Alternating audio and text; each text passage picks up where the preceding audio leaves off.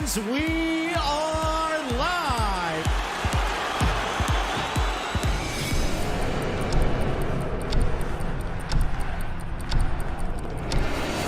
Some breaking news. Sam Kerr is joining Chelsea on a 2.5-year deal. Wow, that's what it's all about.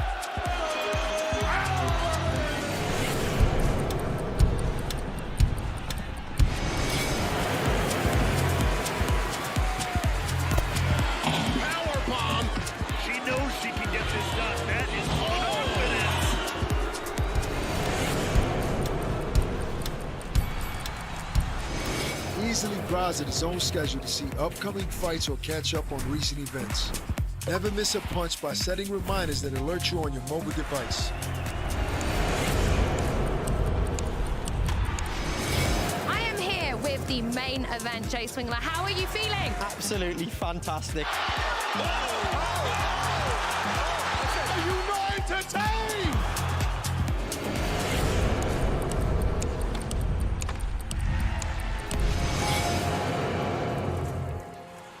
Watch where he catches this, and look at his body positioning, and he has to pull that back around under his feet.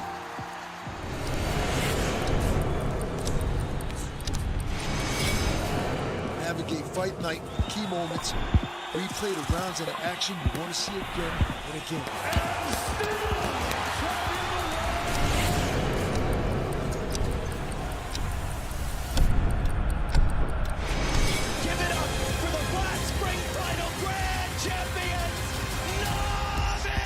Into the water for the final time.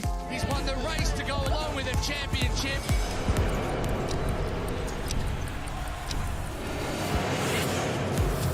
Absolutely magnificent. What a strike that is.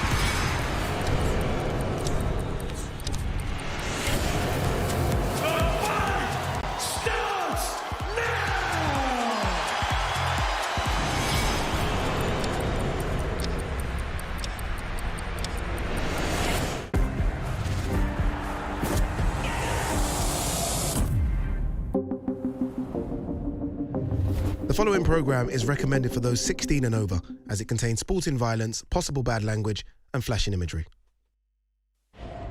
Ladies and gentlemen, good evening and welcome. From the four corners of the world, to the four corners of this ring, the fight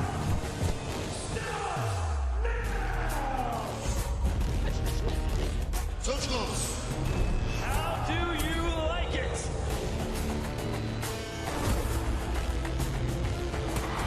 Off the shoulder. So aggressive, so focused. Look at these two guys! Still the undisputed champion of the world!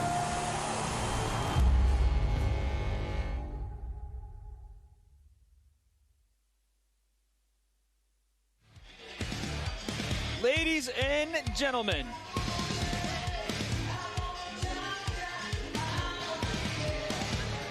and gentlemen, welcome to Orlando, Florida for our third installation of Most Valuable Prospects here at the beautiful Caribe Royale Resort. My name is Wade Clemens, and I am joined by the boys once again, Dan Canobio and Paulie Malignaggi. Yesterday, here was our main event matchup at weigh-ins. History in the making. Amanda Serrano versus Danila Ramos in a 3-minute, 12-round featherweight unified championship bout. This is the one we're all here for. Main event on display, history on display. We cannot wait for that one. But before we get there, we have a full card of great fights. As you can see, Damian Laskai making his return to Most Valuable Prospects versus Ray Barlow. We have Alexander Rios versus Benigno Aguilar, and returning once again, Crystal Rosado taking on Kata Pop.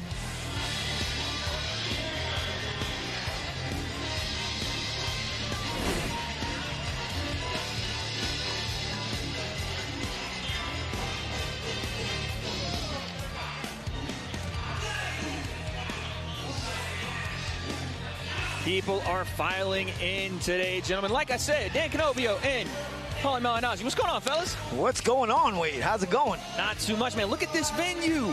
Yeah. It looks like a different room. We were here. This is our third event here in the Caribe Royale, but things get a little beefed up. Things get a little more eyeballs on when Amanda Serrano steps into the ring later on tonight. When royalty fights, you got to make do, right? That's right. Boxing royalty here tonight.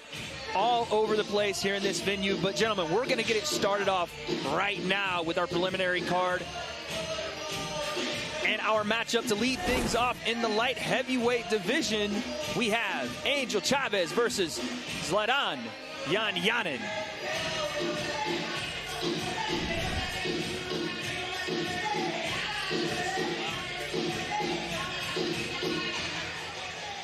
And now, ladies and gentlemen, making his way to the ring, Zlatan, the Balkan superstar, Janjanin.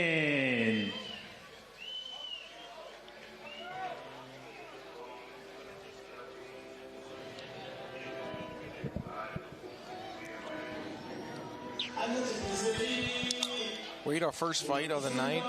Talk to me, Dan. It's tough for the fighters to be first. It's also tough for the broadcasters. This is a tough name. Right out the bat. Hit me with that last name, Dan.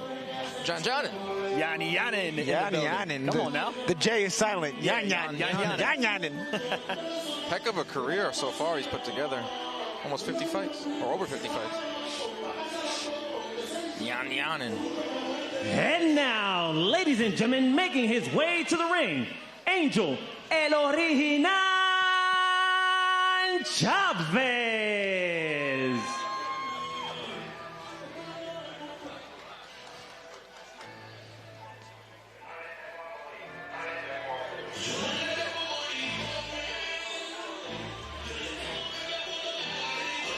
Angel Chavez, Dan, coached by the great Bob Santos.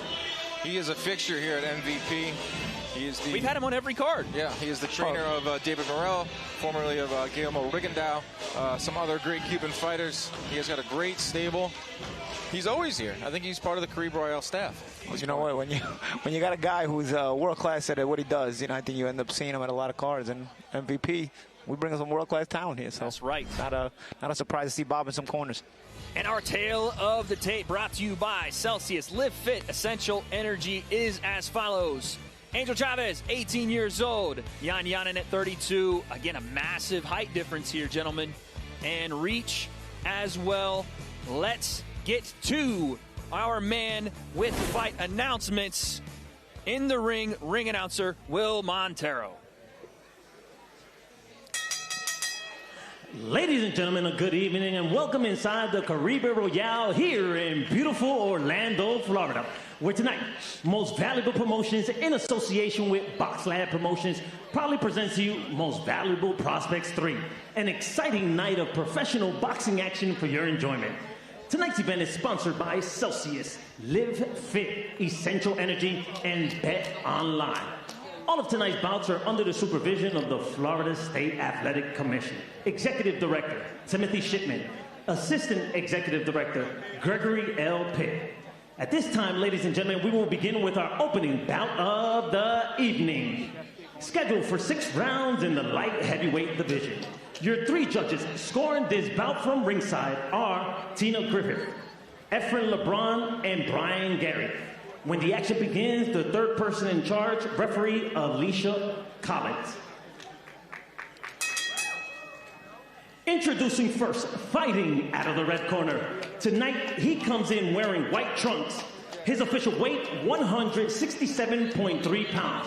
This fighter holds a professional record consisting of 37 wins with 16 losses, 26 wins coming by way of knockout.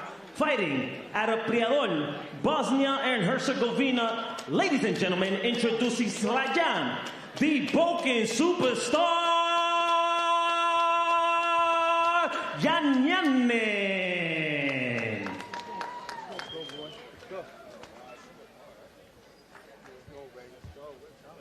Introducing his opponent standing across the ring, fighting out of the blue corner. Tonight, he comes in wearing black trunks with green trim. His official weight, already 167.9 pounds.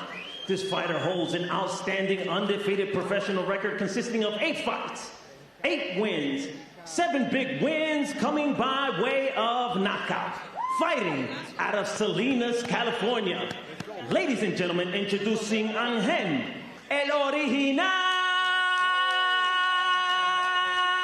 Chavez. Once again, referee Alicia Collins will give her instructions to the fighters. All right, guys, right here, this is good here. This setup is good. Obey my command. You guys received your instructions. Go ahead and touch the mic.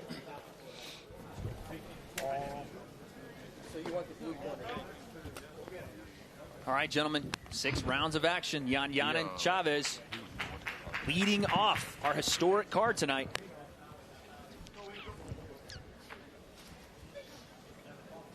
Time! Box! And like you said, Dan, and no touch here again from Chavez. He's locked in. But like you said, Yan in 50 fights. 50 fights, and I was just looking, you know, he shared the ring with Martin Murray, Beck the Bully, Jose Benavidez Jr. made his career debut all the way back in 2013. So he is a grizzled vet of more than 50 fights. Yeah, man, and that's a lot of times why you end up putting prospects like Chavez in with a guy like this. You know, he's got the solid experience.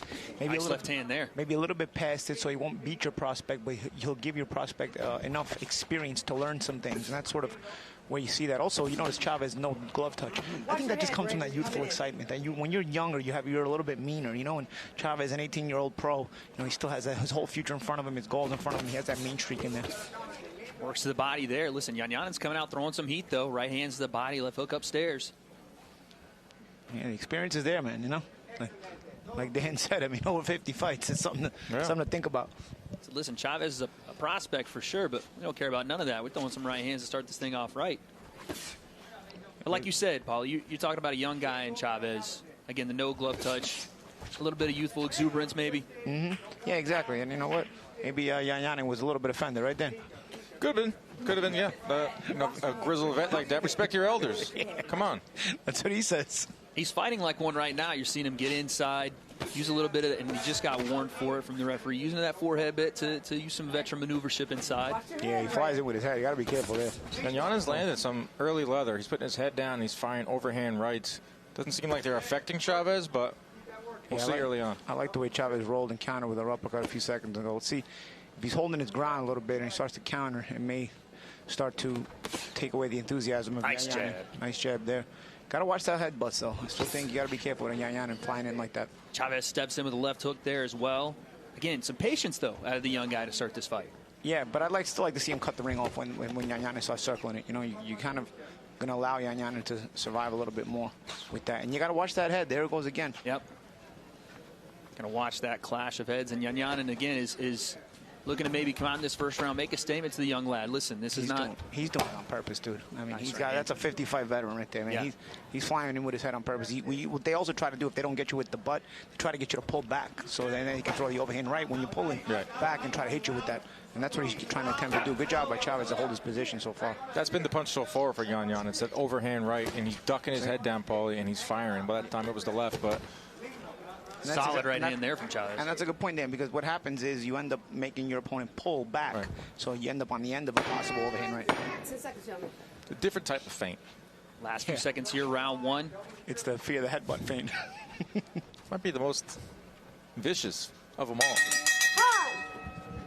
There is round one in the books. Yan coming out strong. Chavez staying patient, relaxed, and landing some good shots in between.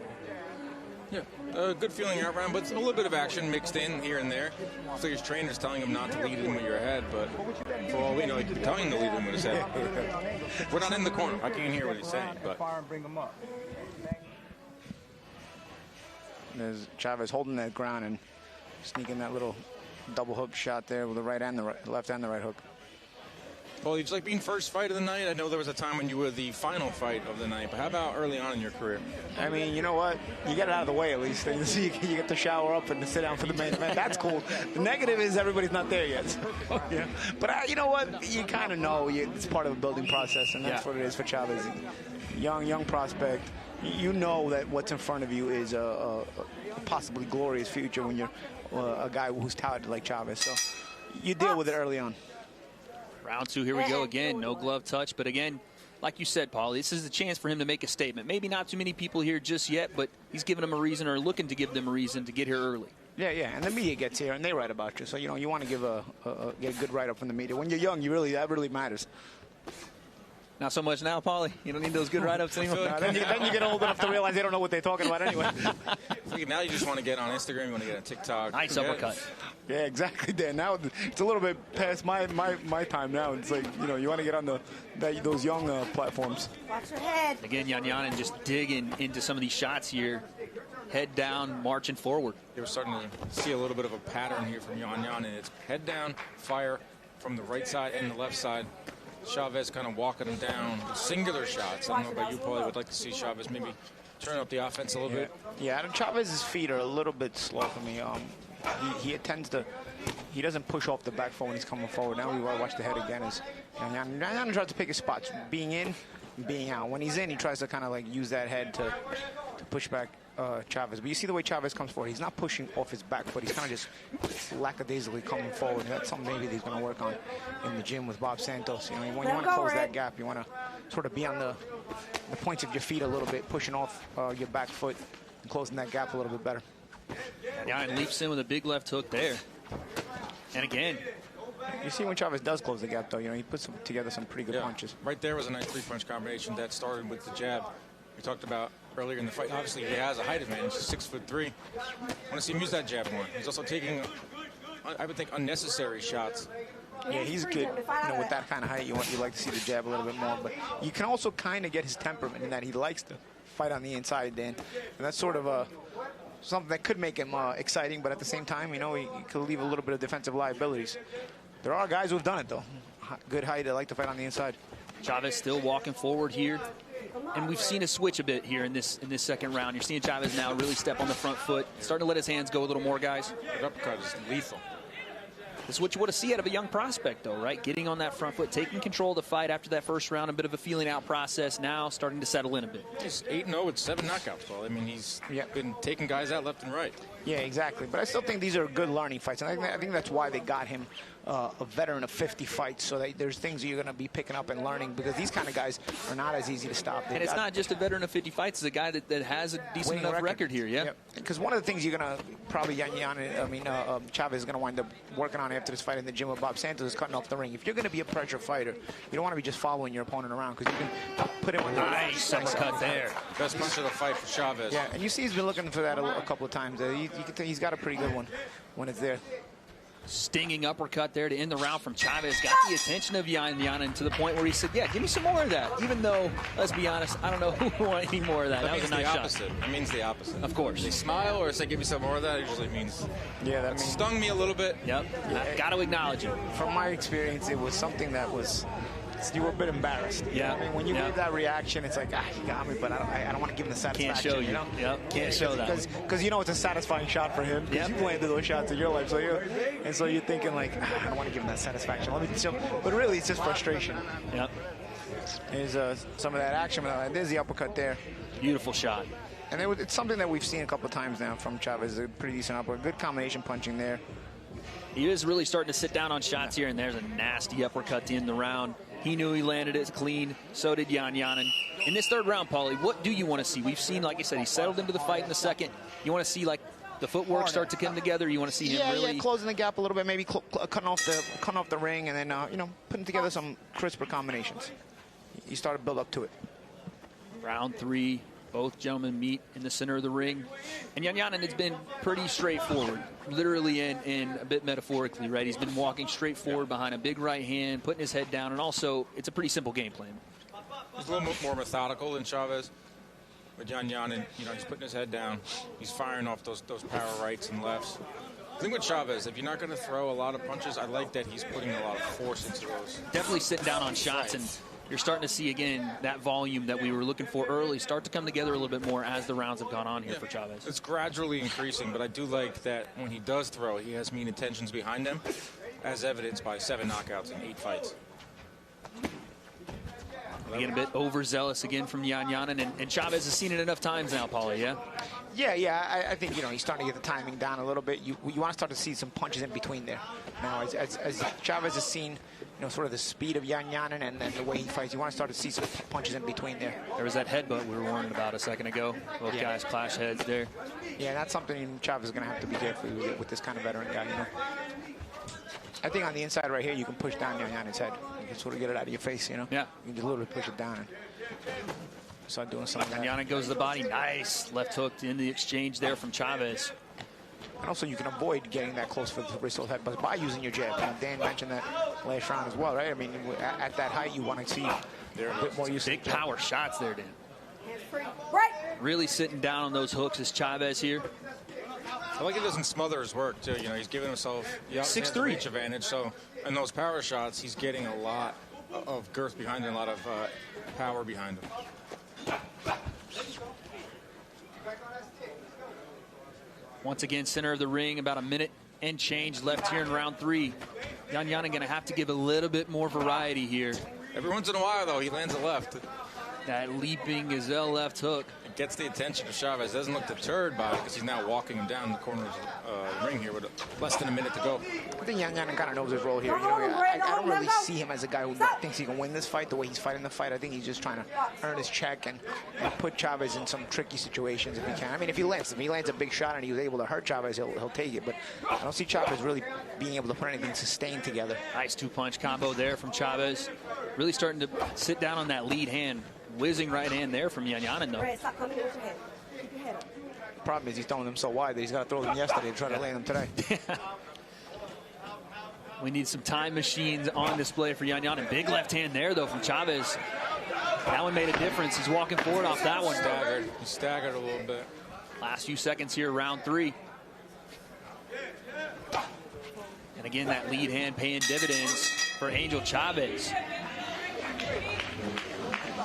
And gentlemen, we're 3 people on this broadcast. We look all right, but our 4th member is our X Factor. Let's check in with Sibley Scholes. Thank you so much, guys. It is going down right now out here in Orlando, Florida. You know it's the Caribe Royale. We are making history tonight. Serrano, Ramos on our main card right now, about to head into our 4th round against Yan Yanin and Chavez. It's a big night tonight. Lots on the way. You know Holly Holm is out here tonight, too. We got some surprises on the way. Stay tuned. All going down right here at the Caribe Royale. There is more royalty in the building, Wade. There's Holly Holm is around here somewhere. Right to your left. What? Oh, my goodness. There she is. That is, like you said, royalty on display in multiple avenues of combat sports. Yeah. The only fighter, I think, that has won world championships in boxing and MMA. And I'm telling you, as well. It's going to be a long... And kickboxing as well. Kickboxing as well. I don't think that's going to be broken, dude. That's like a DiMaggio 36-game hitting streak, dude. That's insane. I was about to say just boxing and MMA is probably never going to be broken, but you're going to add kickboxing, too? Our friend, Chris Algieri. Chris Algieri has kickboxing and boxing, but, dude, MMA, Let's too. get Chris in the cage. There we go. There we go. That's what we're talking about. For his 40th birthday. Chris might do it, too. You know, Chris is crazy enough to do it. Holly Holm in attendance, 2005, 2006, Ring Magazine Fighter of the Year, pioneer for women's boxing. Again, this is one thing, another thing to work on here for Chavez. You give Yan Yanin sort of a chance to work if you let him linger on the inside. You gotta sort of boss it on the inside. And listen, you can see Chavez is the stronger kid, and he's got the better skills. But if you're gonna allow Yan Yanin inside, you want to make sure you boss him all the time and sort of discourage him from even wanting to be inside. How do you do that? With shoulders? You do that with jab? Do you do that with lead rights? How do you do that? I mean, you do that. You gotta let your hands go a little bit more. I think, you know, Yan Yanin is getting a little bit comfortable in there. He knows shots are gonna come at him on the inside, but Chavez is not as busy on the inside as you like to see him for a guy who wants to be on the inside. Yan Yanin comfortable enough to land some big shots to start this round, gentlemen. Chavez got to tighten up here. I haven't seen anything hurt Chavez, but Paul, you would have tested. It's like, why get hit with shots that you don't have to get hit with? It's also you want to improve your skills for the future. You're not really here to just beat Yan Yanin, right? So these are the kind of fights where you want to sort of work on the things you're going to need to work on to continue to go up the ladder, and things that are going to help you sort of dictate the pace and dominate guys who are better than this, you know? But these are the kind of guys you can work on it against. Yan Yanin showing a little bit of the flash here, Dan.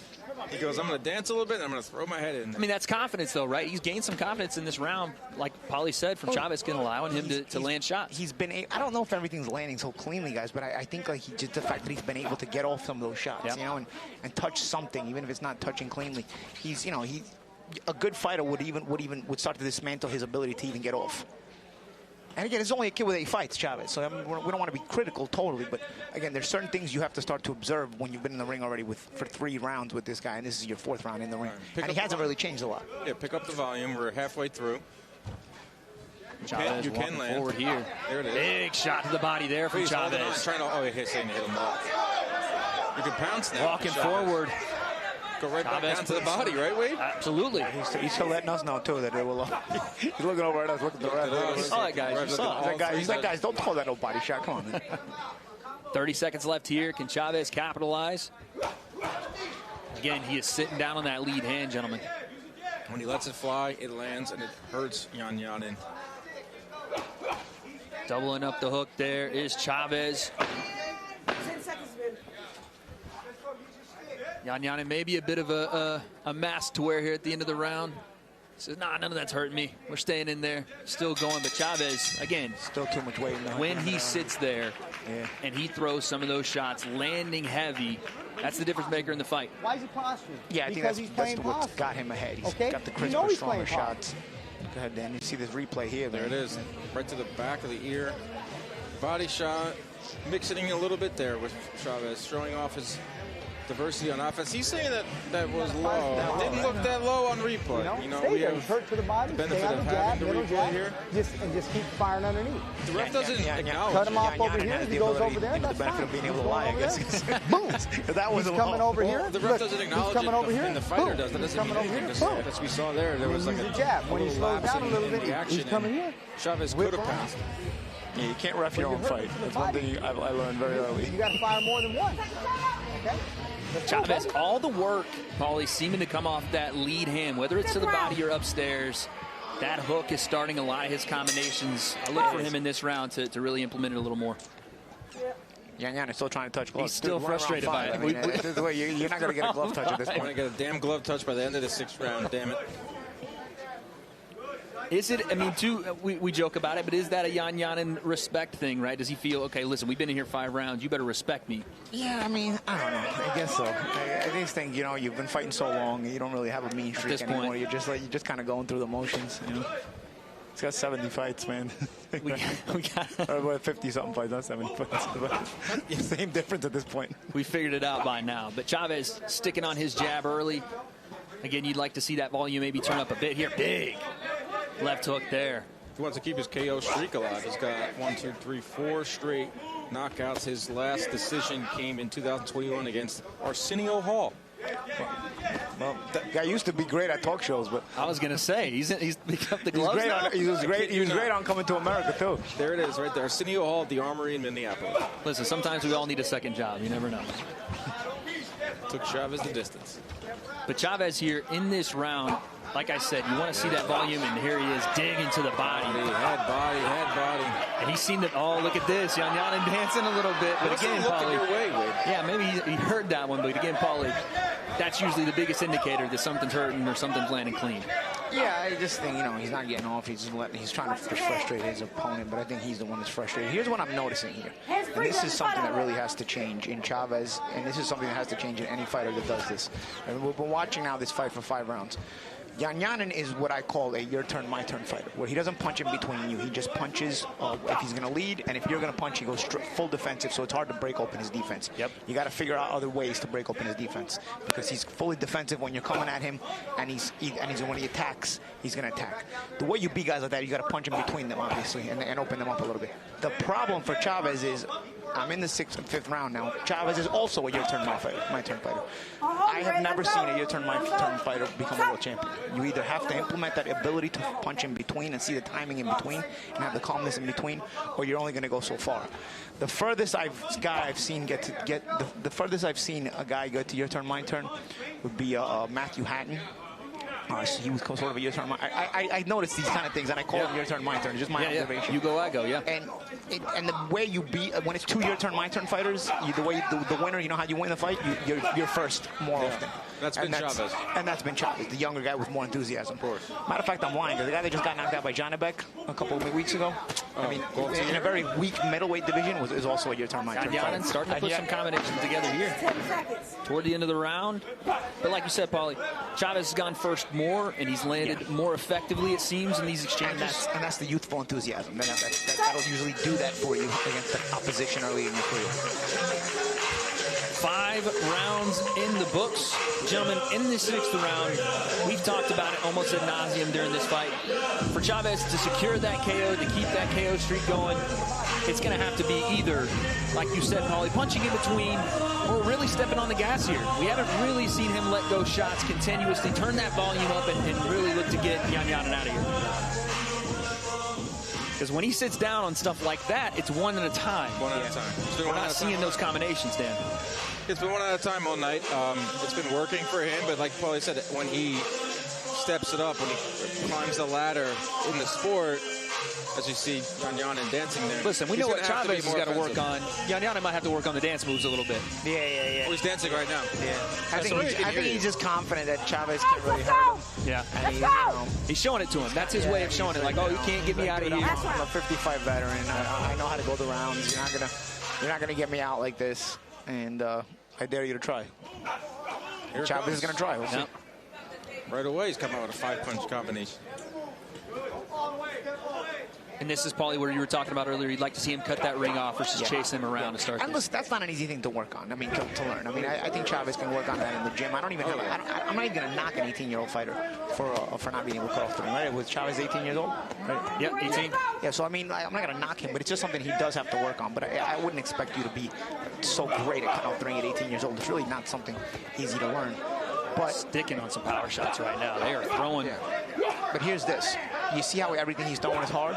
You're not going to open up a guy like Yan and throwing everything hard. You're going to have to throw that little change up in there a little bit to try to get Yan to kind of open up off those touches and then punch in between them there. It looks like Chavez wants to stop his weight. He's coming out throwing some heavy level early on. Some hammers being thrown here from both gentlemen. Yan trying to stick in the fire here and let it go. Paulie, would you rather have seen this from Chavez maybe round 3 or round 4 rather than round 6? Yeah, I mean, to a degree, I like the enthusiasm. It's probably Bob Santos letting him know, like, hey, man, close this thing out strong a little bit. But I still think he's making it harder on himself than he needs to. Showing good footwork this round. Chavez moving forward. A minute and change left here in round 3. That left hook's landing. That one landed well. Yeah. He's moving now. He's not dancing now. He's simply moving. Looking to stalk his prey in this first bout of the night. And Chavez gives a wink to the crowd as well. He's got a minute and a half to get his 8th knockout. Tough game opponent. Lead hand once again.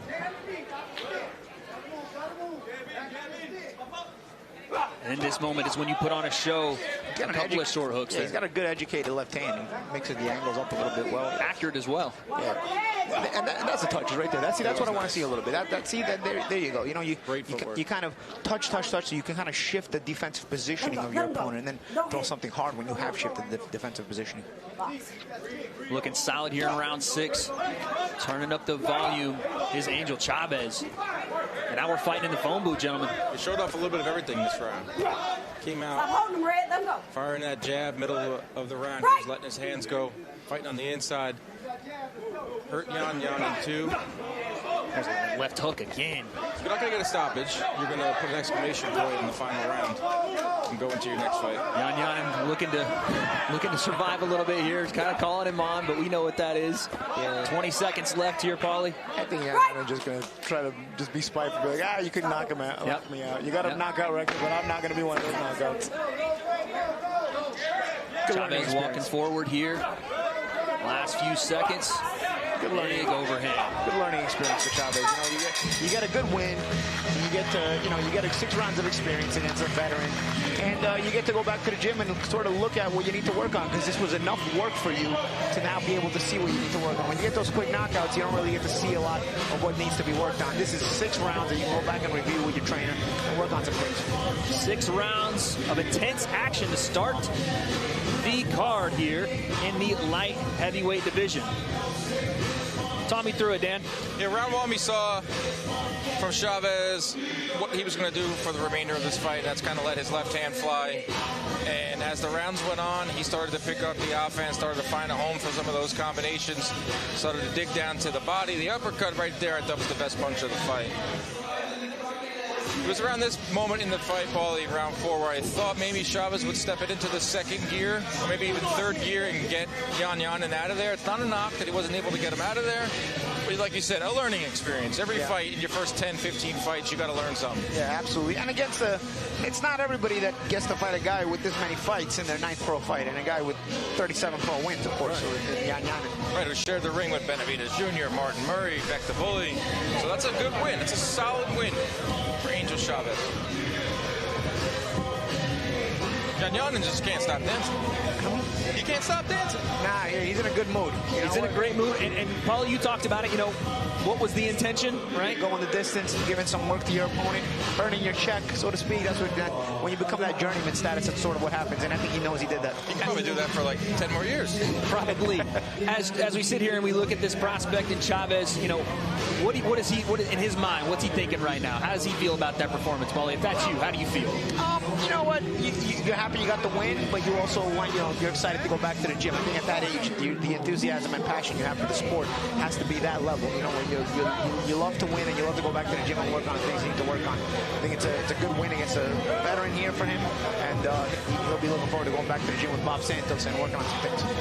All right, well, I think we have our decision. I'm going to send it into our ring announcer, Will Montero, with our official decision. Ladies and gentlemen, after 6 rounds of action, we go to the scorecards. All 3 judges are in agreement and see it 60-54 across the board for the winner by unanimous decision victory and remains undefeated, Angel El Original Chavez.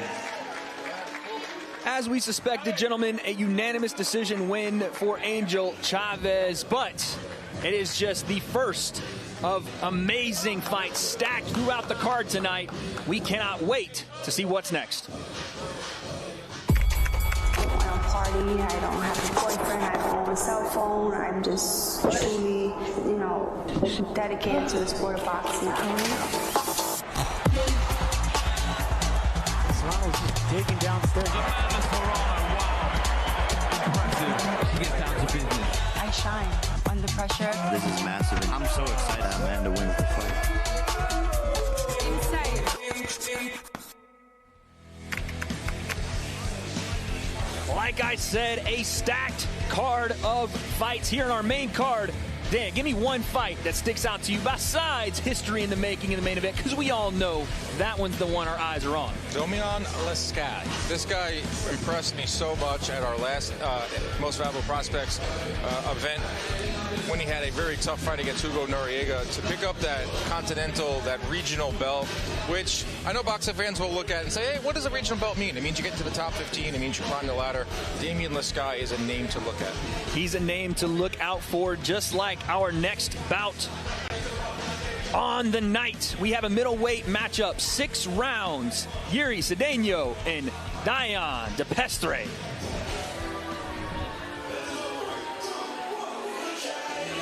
And now, ladies and gentlemen, making his way to the ring, Dion, the Cuban Sniper DePestre.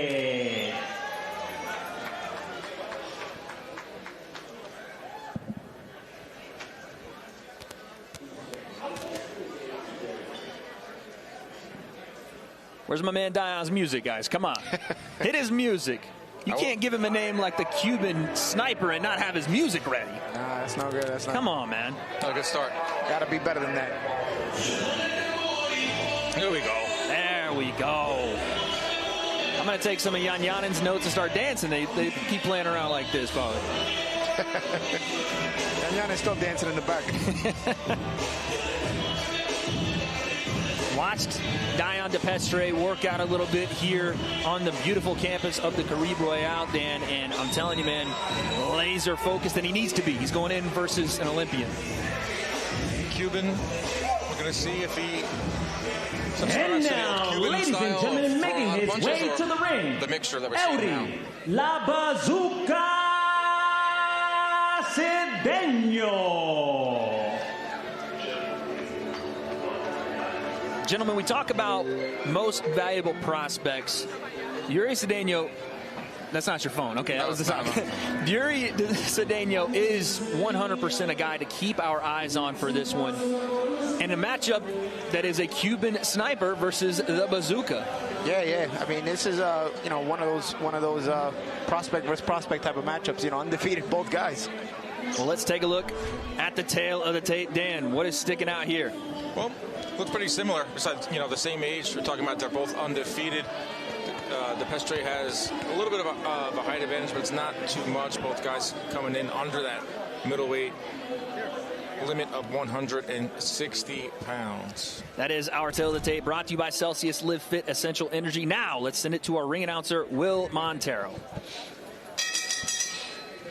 Ladies and gentlemen, from the Caribe Royale here in beautiful Orlando, Florida, we are now ready for our next bout of the evening. All brought to you by the Most Valuable Promotions in association with Box Lab Promotions. Sponsored by Celsius, Live Fit, Essential Energy, and Bet Online. This next bout is scheduled for 6 rounds in the middleweight division. Your 3 judges scoring this bout from ringside are Brian Gary, Steve Weisfeld, and Lisa Giampa. When the action begins, the third person in charge, championship referee Sparkle Lee.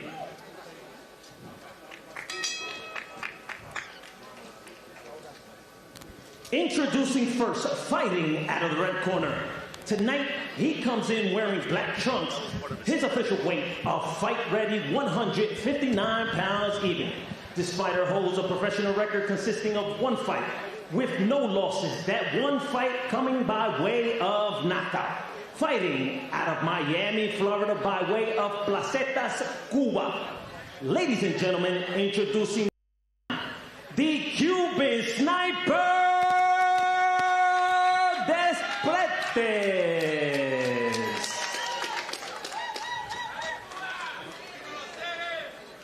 Introducing his opponent standing across the ring, fighting out of the blue corner. Tonight, he comes in wearing silver trunks with white trim. His official weight, already 159.7 pounds. This fighter holds an outstanding undefeated professional record in his campaign to the ring, consisting of 6 fights, 6 wins, all 6 wins coming by way of knockout. Fighting out of La Romana, República Dominicana. Introducing Eury, La Bazooka Cedeno.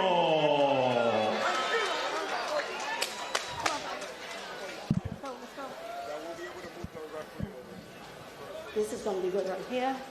Let's see it. Go ahead. You already received the instructions. Obey my commands. Protect yourself all the time. Touch gloves, guys. Good luck. 6 rounds of middleweight action in our second bout on the night. This one's got that feel, gentlemen. That big fight feel. Oh, wait. Box. And Dan, we're looking, like you said, at 2 prospects here, 2 potential superstars on our hands in our second bout. Yeah, Cedeno's a guy that I had my eye on when I saw this. Big shots to start the fight. Yeah, Cedeno is coming out. He's 6-0 with 6 knockouts. I've heard some rumblings about him coming out of the Dominican Republic. I know he has grand aspirations to be a world champion one day. But before that comes, you got to fight here on Most Valuable Prospects against another undefeated fighter. That's how it works. And De Pestre has only 1-0, but he also fought in Team Combat League a few months ago, which are fights that don't go on your record, but you're consistently fighting 1 round at a time against various opponents consistently. Already, I've seen more from De Pestre, who's nice right hand to the body coming in with as a B-side in this fight, than I did from last fight, Chavez. I mean, he caught and shot a couple of good shots from Cedeno. Used the catch and shoot method by catching on the gloves and shooting back early in the first round. These are 2 sharp guys. Should be double good. jab, right hand, coming forward, like you said, Paulie. 2 sharp guys showing that right off rip here. Yeah, and even then, you can see that little rhythm as he's trying to position himself in front of DePestre and try to shove different looks here. And no wasted movements either. Nice uppercut there from Cedeno. Yeah, both guys found the distance really early. You can just see that enthusiasm. They both punch him with it. They both believe they're the A side. Purpose behind every shot as well, Paulie. And snap on both guys. You know, neither guy feels like they're the opponent. Good counter attempt there by Cedeno to the body. Cedeno showing off that jab, too. Looks like the longer fighter, 6'2" versus 6 foot. It's very clear that Cedeno has the reach advantage. And, Paulie, you're going to see this the entirety of these 6 rounds, if it should go there. This lead foot battle between the Southpaw and Orthodox already going on. Who's going to get that outside track? Yeah, and that's the thing. I mean, it's a battle of the feet. You also got to be careful with the head clashes because when you have a right-hander versus left-hander, you kind of bend the same way, and there could be some head clashes as well. DePestre is funky, man. Lefty, switching stances a little bit. Or a big right. Another catch and shoot there from the beautiful catch and shoot. Solid right hand, but Cedeno now looking to come forward and stick some shots on DePestre after that.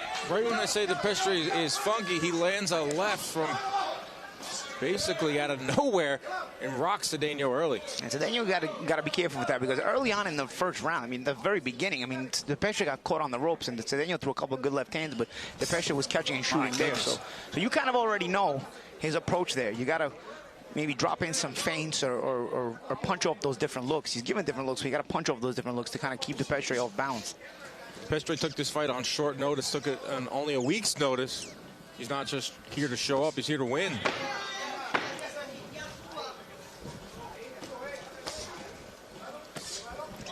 Last few seconds here. And again, Cedeno reaching a little bit with that left hand. Oh, nice right hand. Great first round. Right at the end of the round there from DePestre. And folks, we have an amazing night of fights, but tomorrow you are going to get Tyson Fury as he takes on MMA star Francis Ngannou in a blockbuster clash, the Battle of the Baddest. You can watch the fight live on DAZN pay-per-view, excluding UK, Ireland, US, and Canada. Elsewhere, you can watch worldwide. Wade is taking Ngannou. He told me at lunch today. Did not. Ngannou by knockout. He said it. And then I woke up. That's what happened. I woke up after that. Damn, Wade's calling you a liar. No, I know what he told me. I ain't calling him a truther, but look at that right catch hand. And shoot. Nice, well set up defense there, and transitioning defense to offense there, Dan. That was awesome. And that can only happen if you hold your positioning well on the defensive front, so that you're able to, keep that balance, keep that positioning of your hand, so that when you make that slip and when you make that catch defensively, you can shoot right back. If you don't keep your positioning, you're not able to fire right back like that. Good fundamentals. Great fundamentals. And Paulie, I wanted to ask you, you saw there DePestre not only hold his own, but land some beautiful counter shots in that first round. You saw Cedeno get a little bit outside of himself late in the round, kind of leaning in and lunging with those left hands. Is that a bit of, again, youthful exuberance, but also you're in a moment here where he's supposed to be the A side. You're not supposed to get caught with those shots. Yeah, exactly. I think he was trying to get it back, and sometimes when you're young, you tend to have that thing where you want to rush back and get back what you kind of just lost, which was, a couple of points with those shots. But I think Cedeno's going to have to think his way through this one here. Yeah, credit to Cedeno for going through with this fight on short notice with DePestre, who is a tricky southpaw. Tricky southpaws are tough enough to fight, but doing it on short notice. So Cedeno wants to get that work, but he's going to earn it tonight because DePestre is game. That's another quick chopping right jab from DePestre that I really like too. A minute and change here in round 2. A chess match is what this has become. And again, when both guys let go, they let go with serious intent. But in these moments, Paulie, nice right hand there. In these moments, you have to play the chess game and you have to almost bait and switch, right? In these exchanges, it's who goes first and who's, again, countering that shot off of it. And again, DePestre with a counter right hand, once again, he's been consistently sharp with it. Cedeno's got to now start to give different looks. So again, if I see a guy who's countering me consistently with the same hand, I'm going to drop some feints and shoot off those feints. Yeah. You don't want him to get comfortable with that timing. Because now double right hand there. Now DePestre's getting confident. He's not just countering. Now he's starting to lead. Look at these combinations. And Cedeno is not able to give those different looks defensively now. He's just trying to hold his glove up and trying to come forward because he's getting frustrated. Now he wants to press and get those points back right away. And even off the back foot, you're seeing a forward first and powerful fighter right now in DePestre, letting shots go. He's got a lot of power in that left hand. There's a lot of torque in that shot. He just narrowly missed the shot about 15 seconds ago. I like that shot to the lead right from the southpaw stance. Is a beauty. Sedano looks to rip to the body there as well as he comes forward. And now sprinting forward again. That exuberance, that want to bite down on that mouthpiece and let him go. But DePestre walking him onto shots continuously. That's that late replacement energy. You know, it's like, another one. I have to lose. Right hand. Another right hand. Counter right hand again.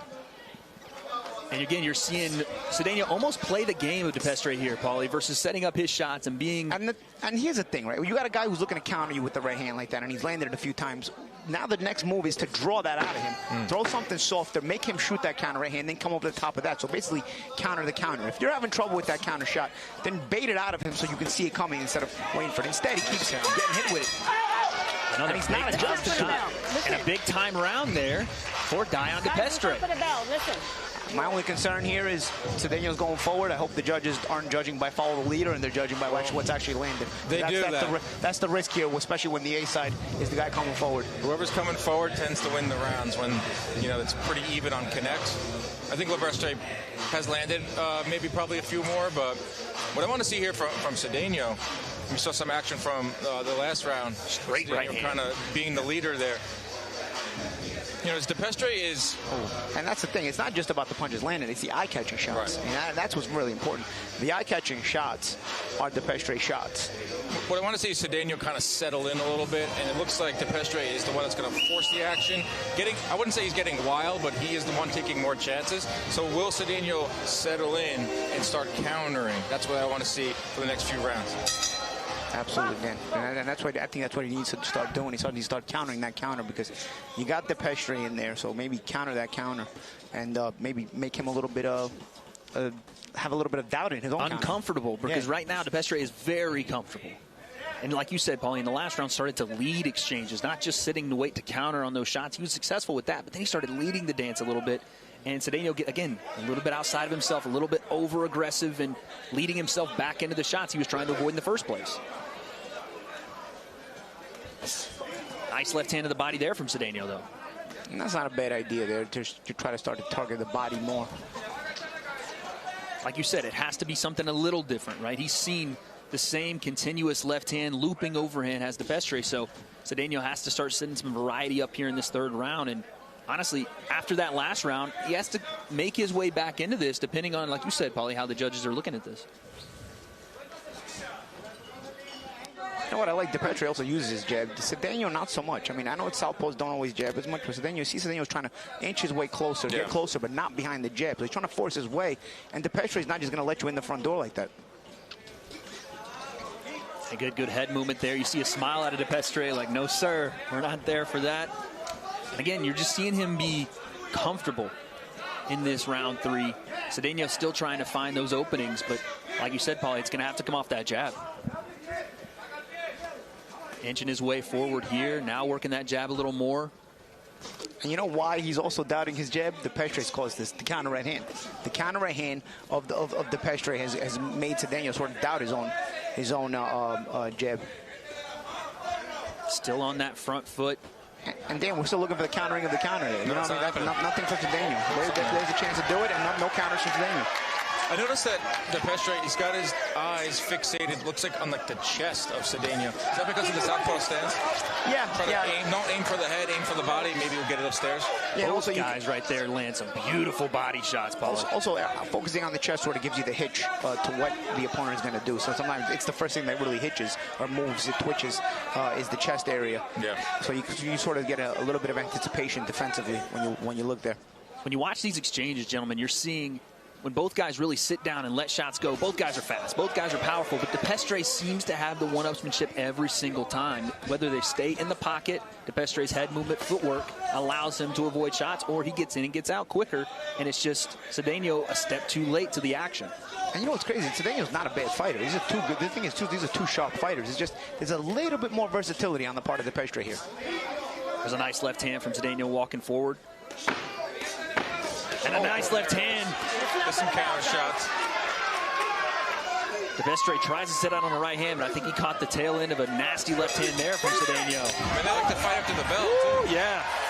It's heating up right here at the end of round 3 between these two big-time prospects. That's what we like.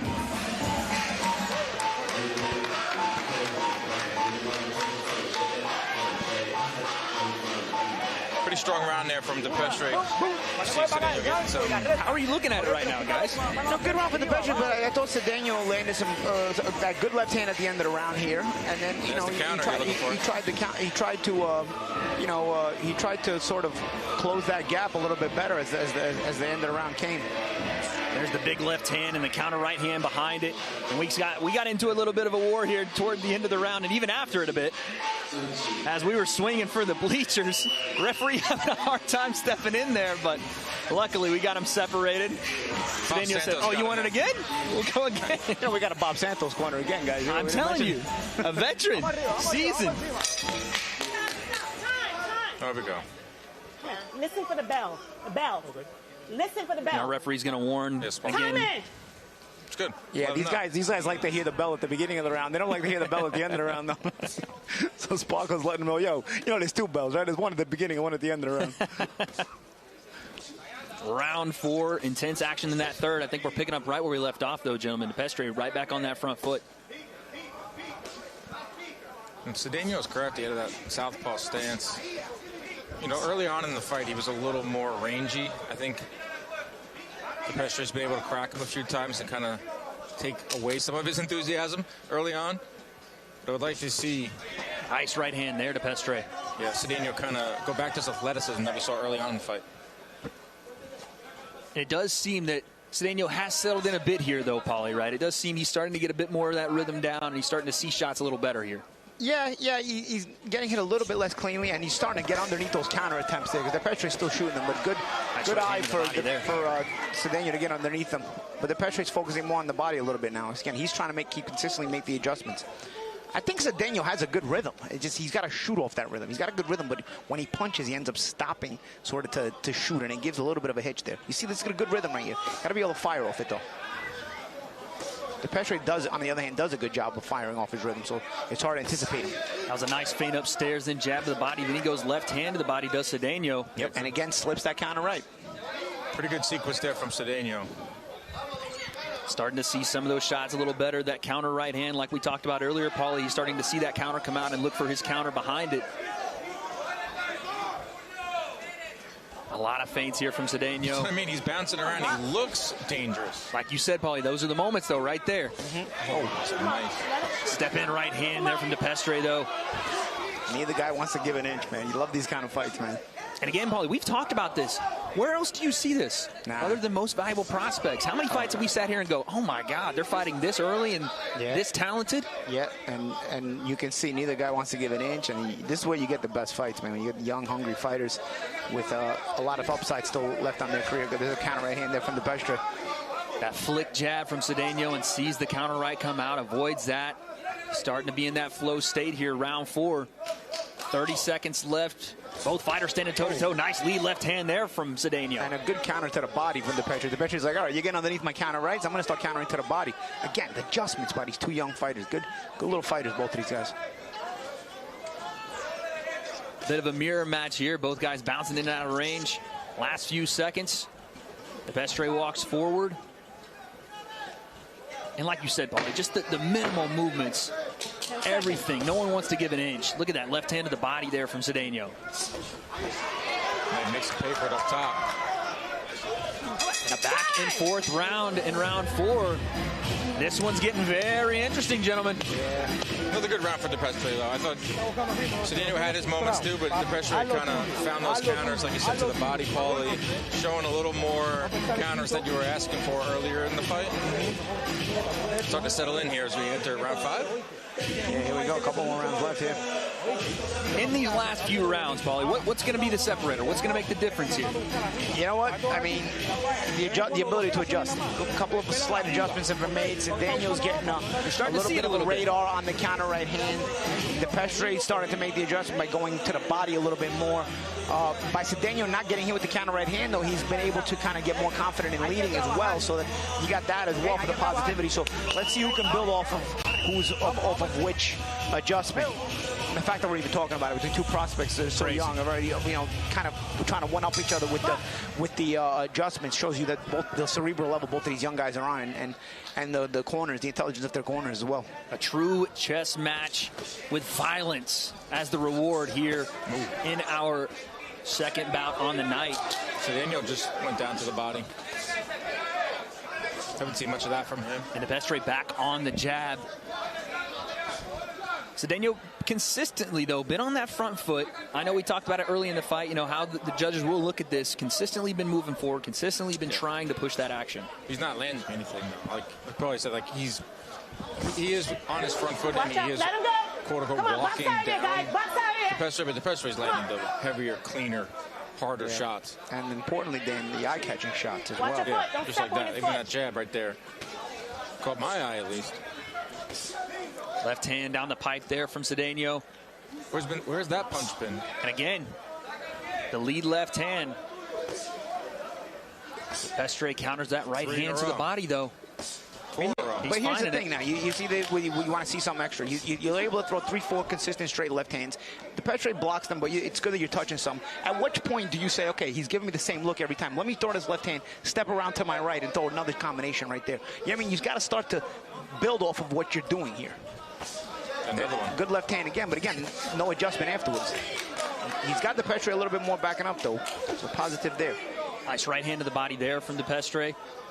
Again, those shots, Paulie, are resetters, right? You get that rhythm down, and then DePestre all of a sudden sticks you with a jab, then a right hand to the body, then he's resetting that action. It's tough for Cedeno to get going in combination.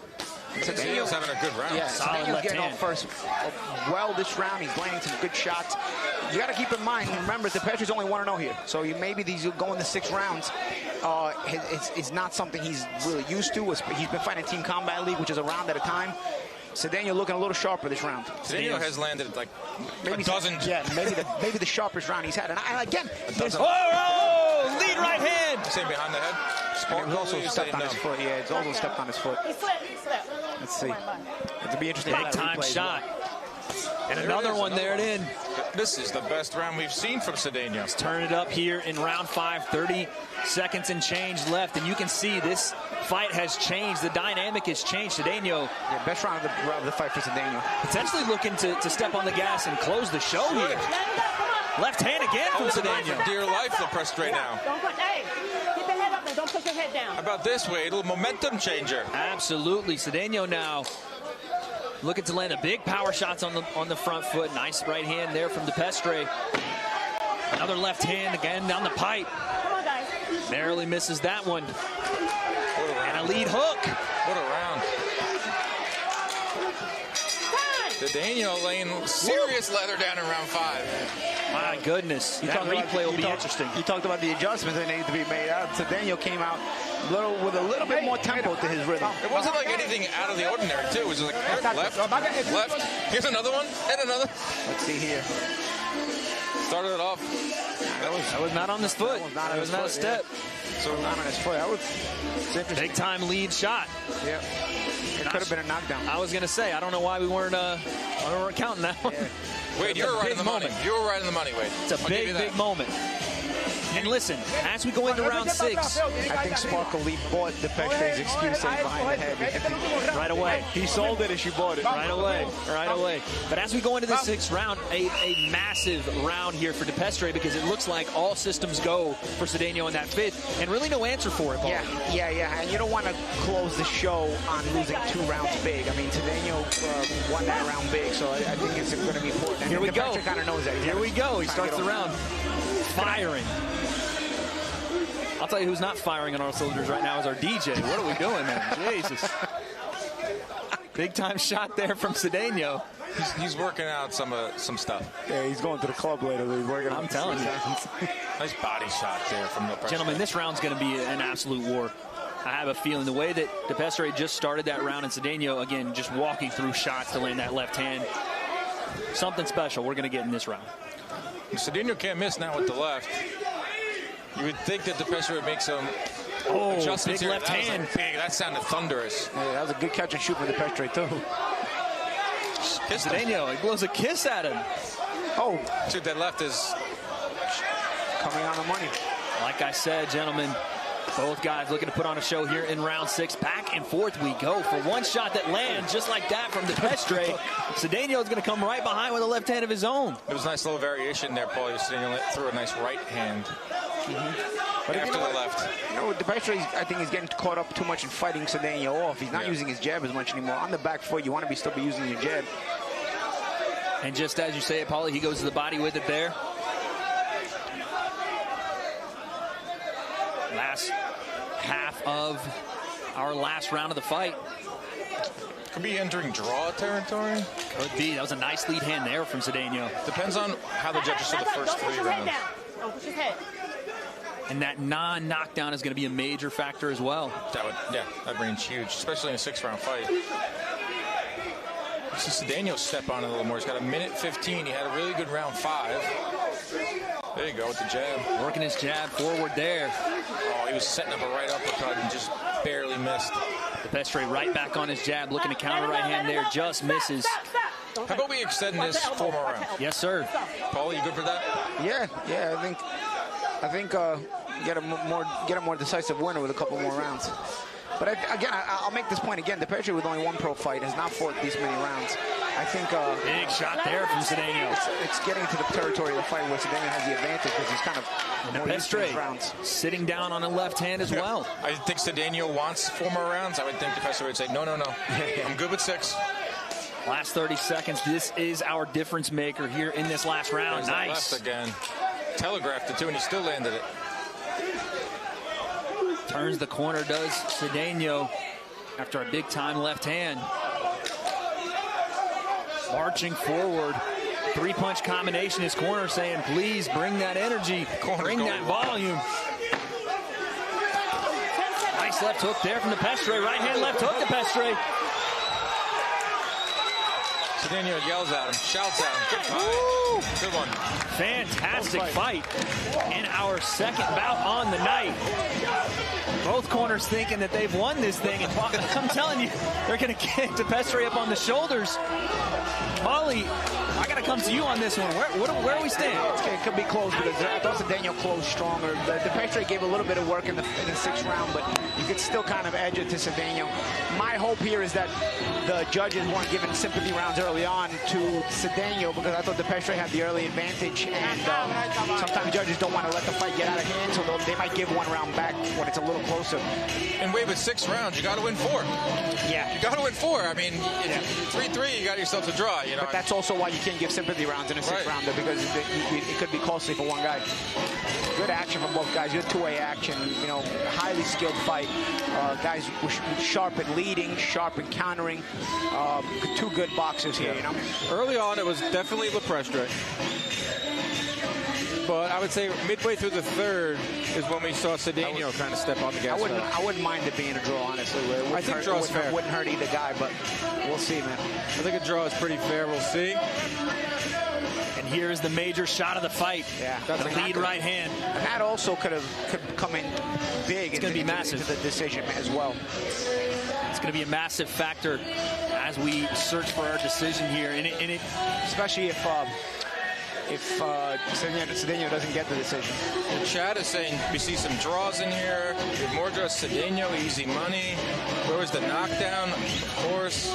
Usyk will school Fury. So there's a whole lot of conversations going on in the chat. A little early to broadcast. Typical chat room there, no?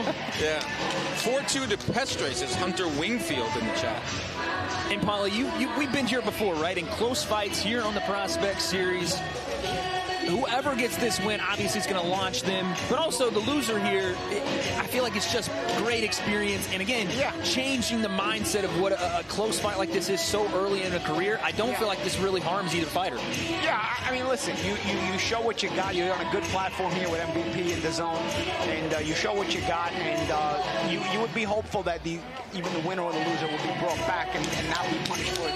Because what these 2 guys showed us tonight in this fight is that they both know how to fight. They're both very capable, and they both know how to entertain. I was entertained for this fight, and I thought these guys earned their check. Well, it looks like, I'm telling you, this is taking a little bit longer to get this decision. So, again, it's going to be a close fight. I would not be surprised with a draw here, but we're going to send it into the ring right now with our ring announcer and the official decision, Will Montero.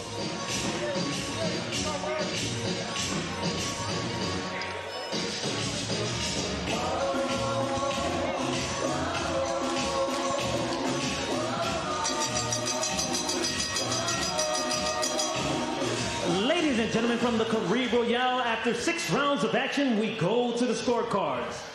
Judge Steve Weisfeld sees it 57-57, a draw. Judge Brian Gary has it 58-56 for De Pestres. Judge Lisa Giampa sees it 56-58 for Elry Cedeno. Ladies and gentlemen, we have a majority draw. I'm all right with that.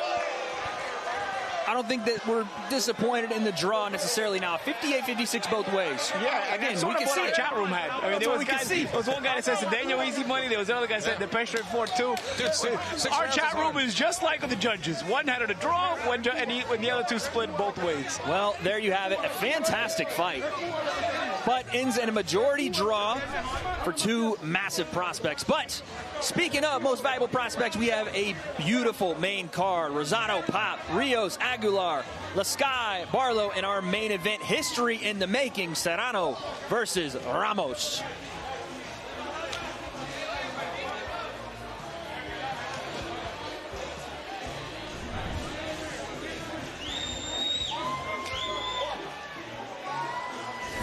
And in our next matchup, a bantamweight bout for the WBA Continental Americas Championship, Antonio Vargas versus Hernan Marquez.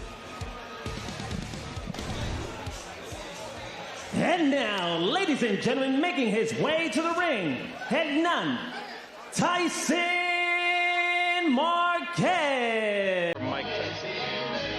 You never know. There's got to be more Tysons out there. Could be the Tyson sausage, you know? I don't know. What?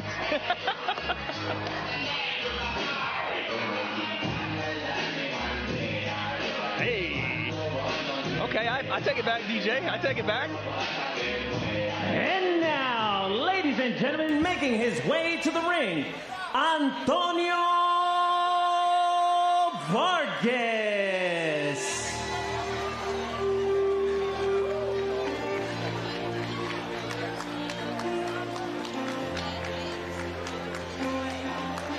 Antonio Vargas, a Kissimmee, Florida local here, defending his WBA Continental Americas Bantamweight Championship. Hometown fighter, 16-1, 9 KOs, looking to put on a show. These Continental Americas titles, these regional titles, they do mean a lot for the fighter and their chance to climb the ladder, get into the rankings. So when you get that title, you get into the top 15, work your way up into the top 10, and that's very important. Our tale of the tape. Antonio Vargas, 8 years the junior of Hernan Marquez. Height, reach, relatively even. And by the way, our tale of tape brought to you by Celsius. Live Fit, Essential Energy. 328 rounds to 73 rounds.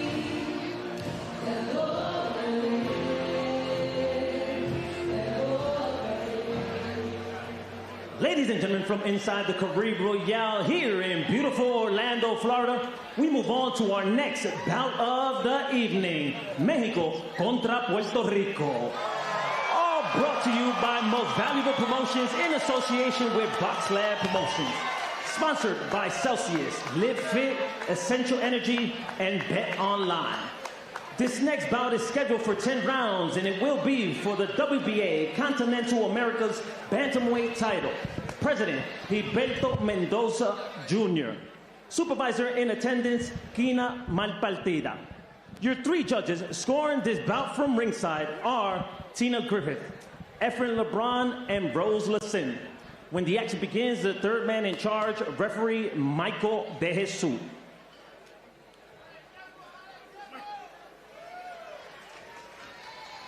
Introducing first, fighting out of the red corner.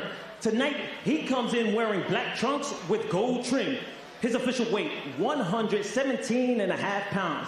This fighter holds an outstanding professional record consisting of 47 wins, with 10 losses, 2 draws, 33 wins coming by way of knockout. Fighting out of Empalme, Sonora, Mexico. Ladies and gentlemen, introducing the former WBA flyweight world champion, Hernan Tyson Marquez.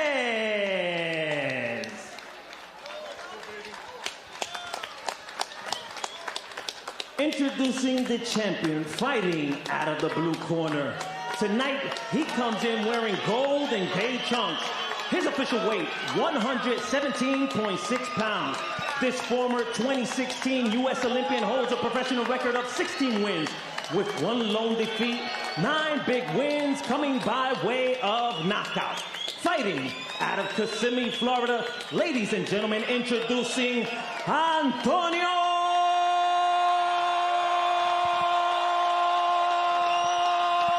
Vargas.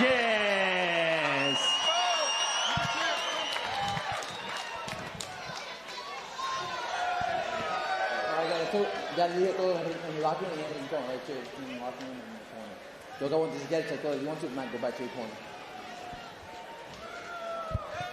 I think we know who the crowd is going for in this one. Absolutely. Antonio Vargas, a raucous reception here. Hometown favorite and former Olympian. A lot to prove, a lot on the line. WBA Continental America's Bantamweight Championship, 10 rounds of action. Hernan Marquez looking to make a statement of his own.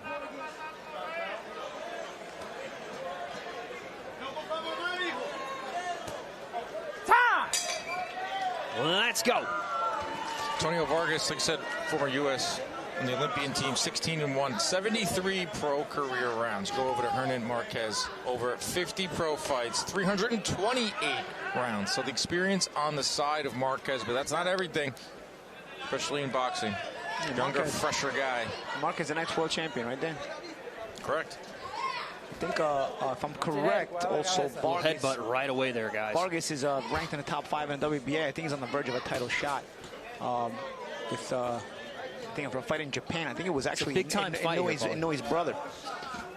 Big time fight here with, like I said, massive ramifications. And again, these bantamweights, Paulie, you're going to see a lot of volume here. Veteran know-how from Marquez as well. We're talking 60 fights. Started his career in 2005. Big time lead hand there. Yeah, and he's trying to throw some hurtful punches. Vargas taking his time. Obviously, at this point with 17 pro fights, he's a veteran himself. Knows how to pace himself through a fight. And, of course, being an ex-Olympian, like you mentioned, Dan, you know, he knows how to tactically approach a fight as well. Big swing with the lead hand there from Marquez. And looks to jump in with that backhand. These are some punishing shots he's looking to land here early. But like you said, Paulie, Vargas staying very composed, patient. Nice stiff jab off the lead hand there. Looking to full counter with that right hand as well. You see the hand speed difference, obviously, is going to go to Vargas, a little bit younger, but we're seeing it early on that there's a big-time discrepancy in the hand speed, and it's on the side of Antonio Vargas. Yeah, I think he's punching with a little bit more enthusiasm is Marquez, but Vargas seems a little bit more sharper with the punch selection. We talked about it earlier, Paulie. You talked about you go, I go. You're not seeing that already in this first round. You're seeing Vargas trying to throw in between and land shots, like you said, sharp between some big swings from Marquez. Well, you got two top fighters in the world. I mean, Marquez has been there at least. He's been a world champion. He might be on the other side of his prime, but he knows what it takes to get there.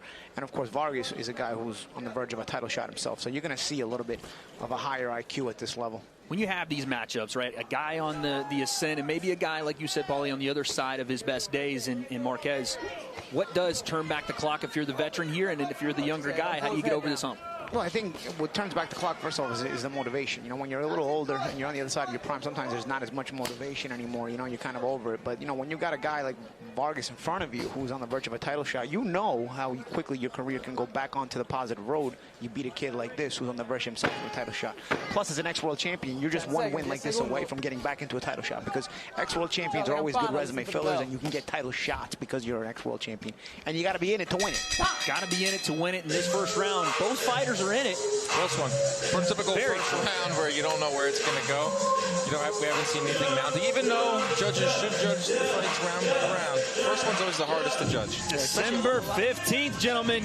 Jake Paul, the problem child, returns off of a victory versus Nate Diaz back in August. Make sure you catch him in action on Friday, December 15th. Who is he going to be fighting with? I don't have those answers, but I guess we'll find out. You know. Listen, I don't, man. Don't kill the messenger here. I truly have no idea. But whoever it is, gentlemen, we'll be there for whatever this showcase. Whoever it is, you know, either way, you know the way Jake sells, man. I mean, you know, people are going to be tuning in. People are going to want to see. I'll say this, Paulie. It's going to be, everybody talks about Jake's fight a boxer. Fight a boxer. Fight a boxer your age. I have a feeling he's going to take them up on their offer. He's going to say, okay. Well, another thing, you know, it's easy to hate on Jake, but he's actually one of these YouTubers that's taken it really, really seriously, and he's one of the first along this road as well. So, you know, you got to give it that respect, and he's been slowly trying to incrementally move up the ladder. Marquez, speaking of moving up the ladder, Marquez wants to get back up there himself, and he's coming out like he's trying to get there. My goodness, some big power shots there. And one thing we do have to mention, while yes, Jake Paul will be in the ring on December 15th, we have to give credit where credit is due. The man is the reason that we sit here for Most Valuable Prospects and Most Valuable Promotions. The man behind it, a founder, and giving guys like Vargas and Marquez an opportunity and a showcase for world-class talent.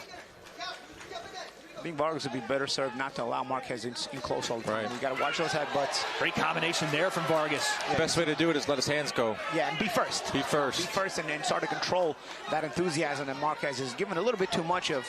That's making it a little bit too close for comfort for Vargas. And I think Vargas now is starting to up the tempo a little bit. Here it Finding comes. home for pretty much everything in this round, and it's all working off that jab, gentlemen. He's pushing Marquez back. He's getting the fans behind him. Starting to get some momentum, Paulie. And that's the thing, Dan. We saw in the first round that Vargas was a better technical fighter, but he wasn't quite as enthusiastic. I think now, he just kind of warmed into the fight. We talked about how that first round was difficult to see which way it was going to go. Well, you know what? I think Vargas warmed into the fight. Nice short right hand, and he puts down Marquez. Great right hand. Just as Mystic Paulie calls it, he sticks a right hand on him. And this is a turning point, gentlemen. Like I was saying, Vargas warmed into the fight, and he's starting to let those hands go. Before I could say that, you know, the right hand that he's letting go started to show itself there with that knockdown. But you can already see there's more enthusiasm in the shot selection of Vargas. It's not just a better shot selection. Marquez still on some wobbly legs here, guys. The right hand is lethal. Oh, nice left hand to the body. He doesn't see the right hand coming. He didn't see that for that knockdown. Short left hand there for Marquez. He's still throwing heat. I was going to say, Marquez is going to have to throw something to get him off. And make a little smile on the face of Vargas. Like, all right, bro. He's like, dude, I got 55 pro fights. Vargas still in hunt mode, walking forward. And again, Paulie, you talked about how much of a veteran Marquez is, but even with these 17 fights, Vargas showing that touch, and let one fly. I want that pull right there. Yeah, and Vargas is a kid, you know, I want to tell you, look at that catch and shoot. Nice catch and shoot there by Vargas. And you see the right eye of Marquez a little bit swelling underneath it.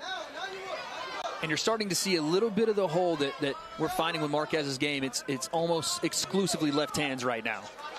Yeah, and the thing is, he throws everything too hard. So you start to get a timing. A good fighter starts to get a timing of that. And you can see Vargas is starting to figure out how to punch in between, how to time it. And you see the little bit of doubt now in the mind of Marquez. You see he tried to get him work his way in, and then he changed his mind. Because now he's thinking about what's coming back. Massive second round for the WBA Continental's champion. We didn't know how the first round would score, but you know how the second round scored. That's a 10-8 round for our guy Antonio Vargas.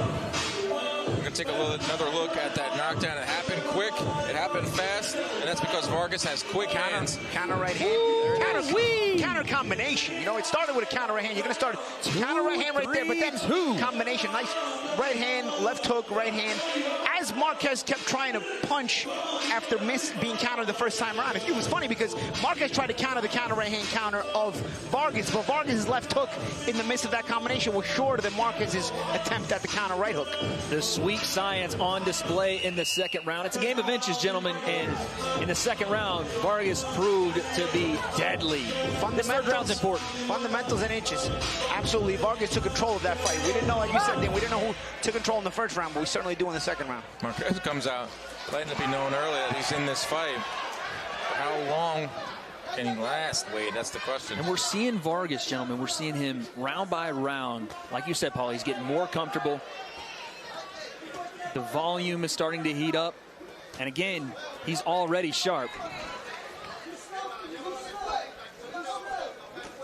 Oh. We hear our main event in our ears right now. Yeah. Amanda Serrano. We'll see her later tonight, but this fight on her hands. Beautiful right hand, left hook there from Vargas.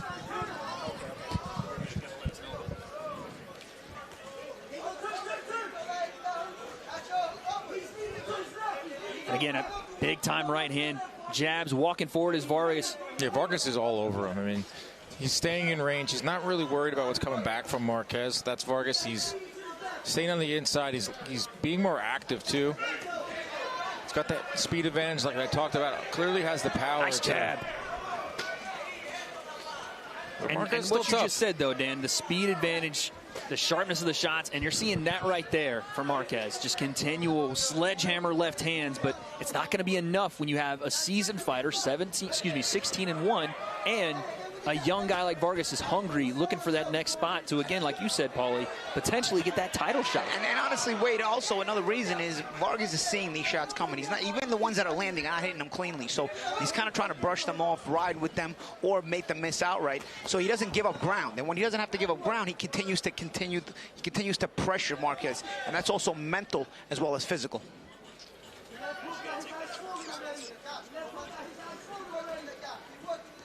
And Vargas once again coming forward. Vargas gonna quadruple right hands there. Gonna make him pay for that.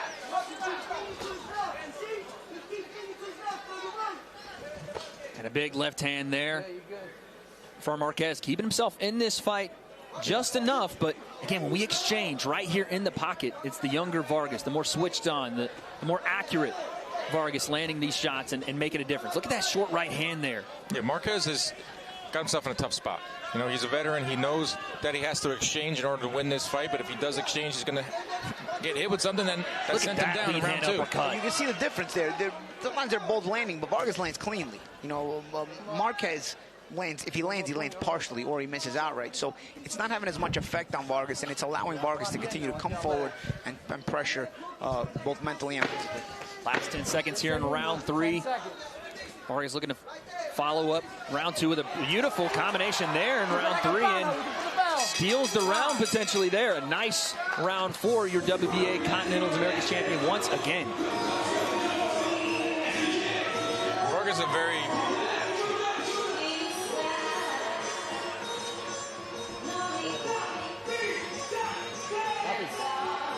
And Paulie, now as this fight continues on and Vargas starts to get his feet wet, starts to really land some big time powerful shots. Yeah, and you see, like you see in this replay, some sharp right hands there.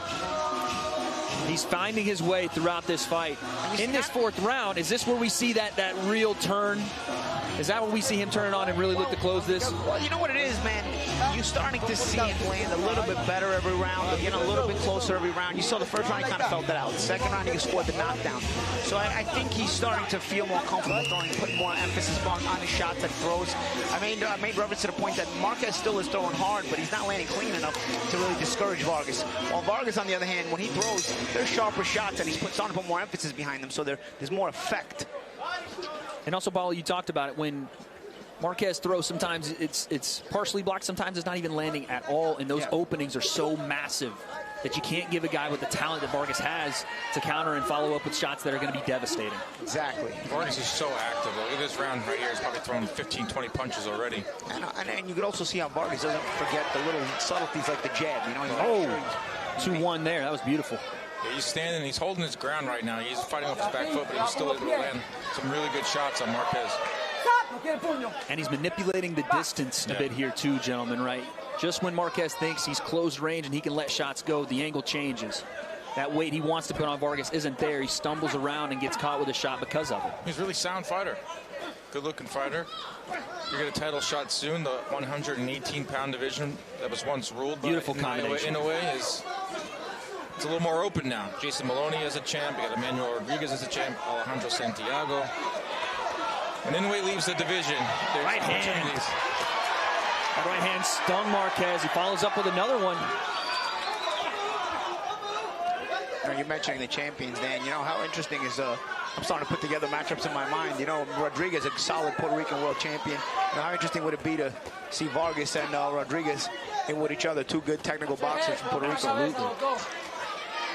Although I know Vargas is a Florida Rican, but you know what I'm saying. You know what I'm saying. You know, Puerto Ricans at home know what I mean. Yeah, Takuma Inoue is the WBA. Oh, nice left hook there. That hurt.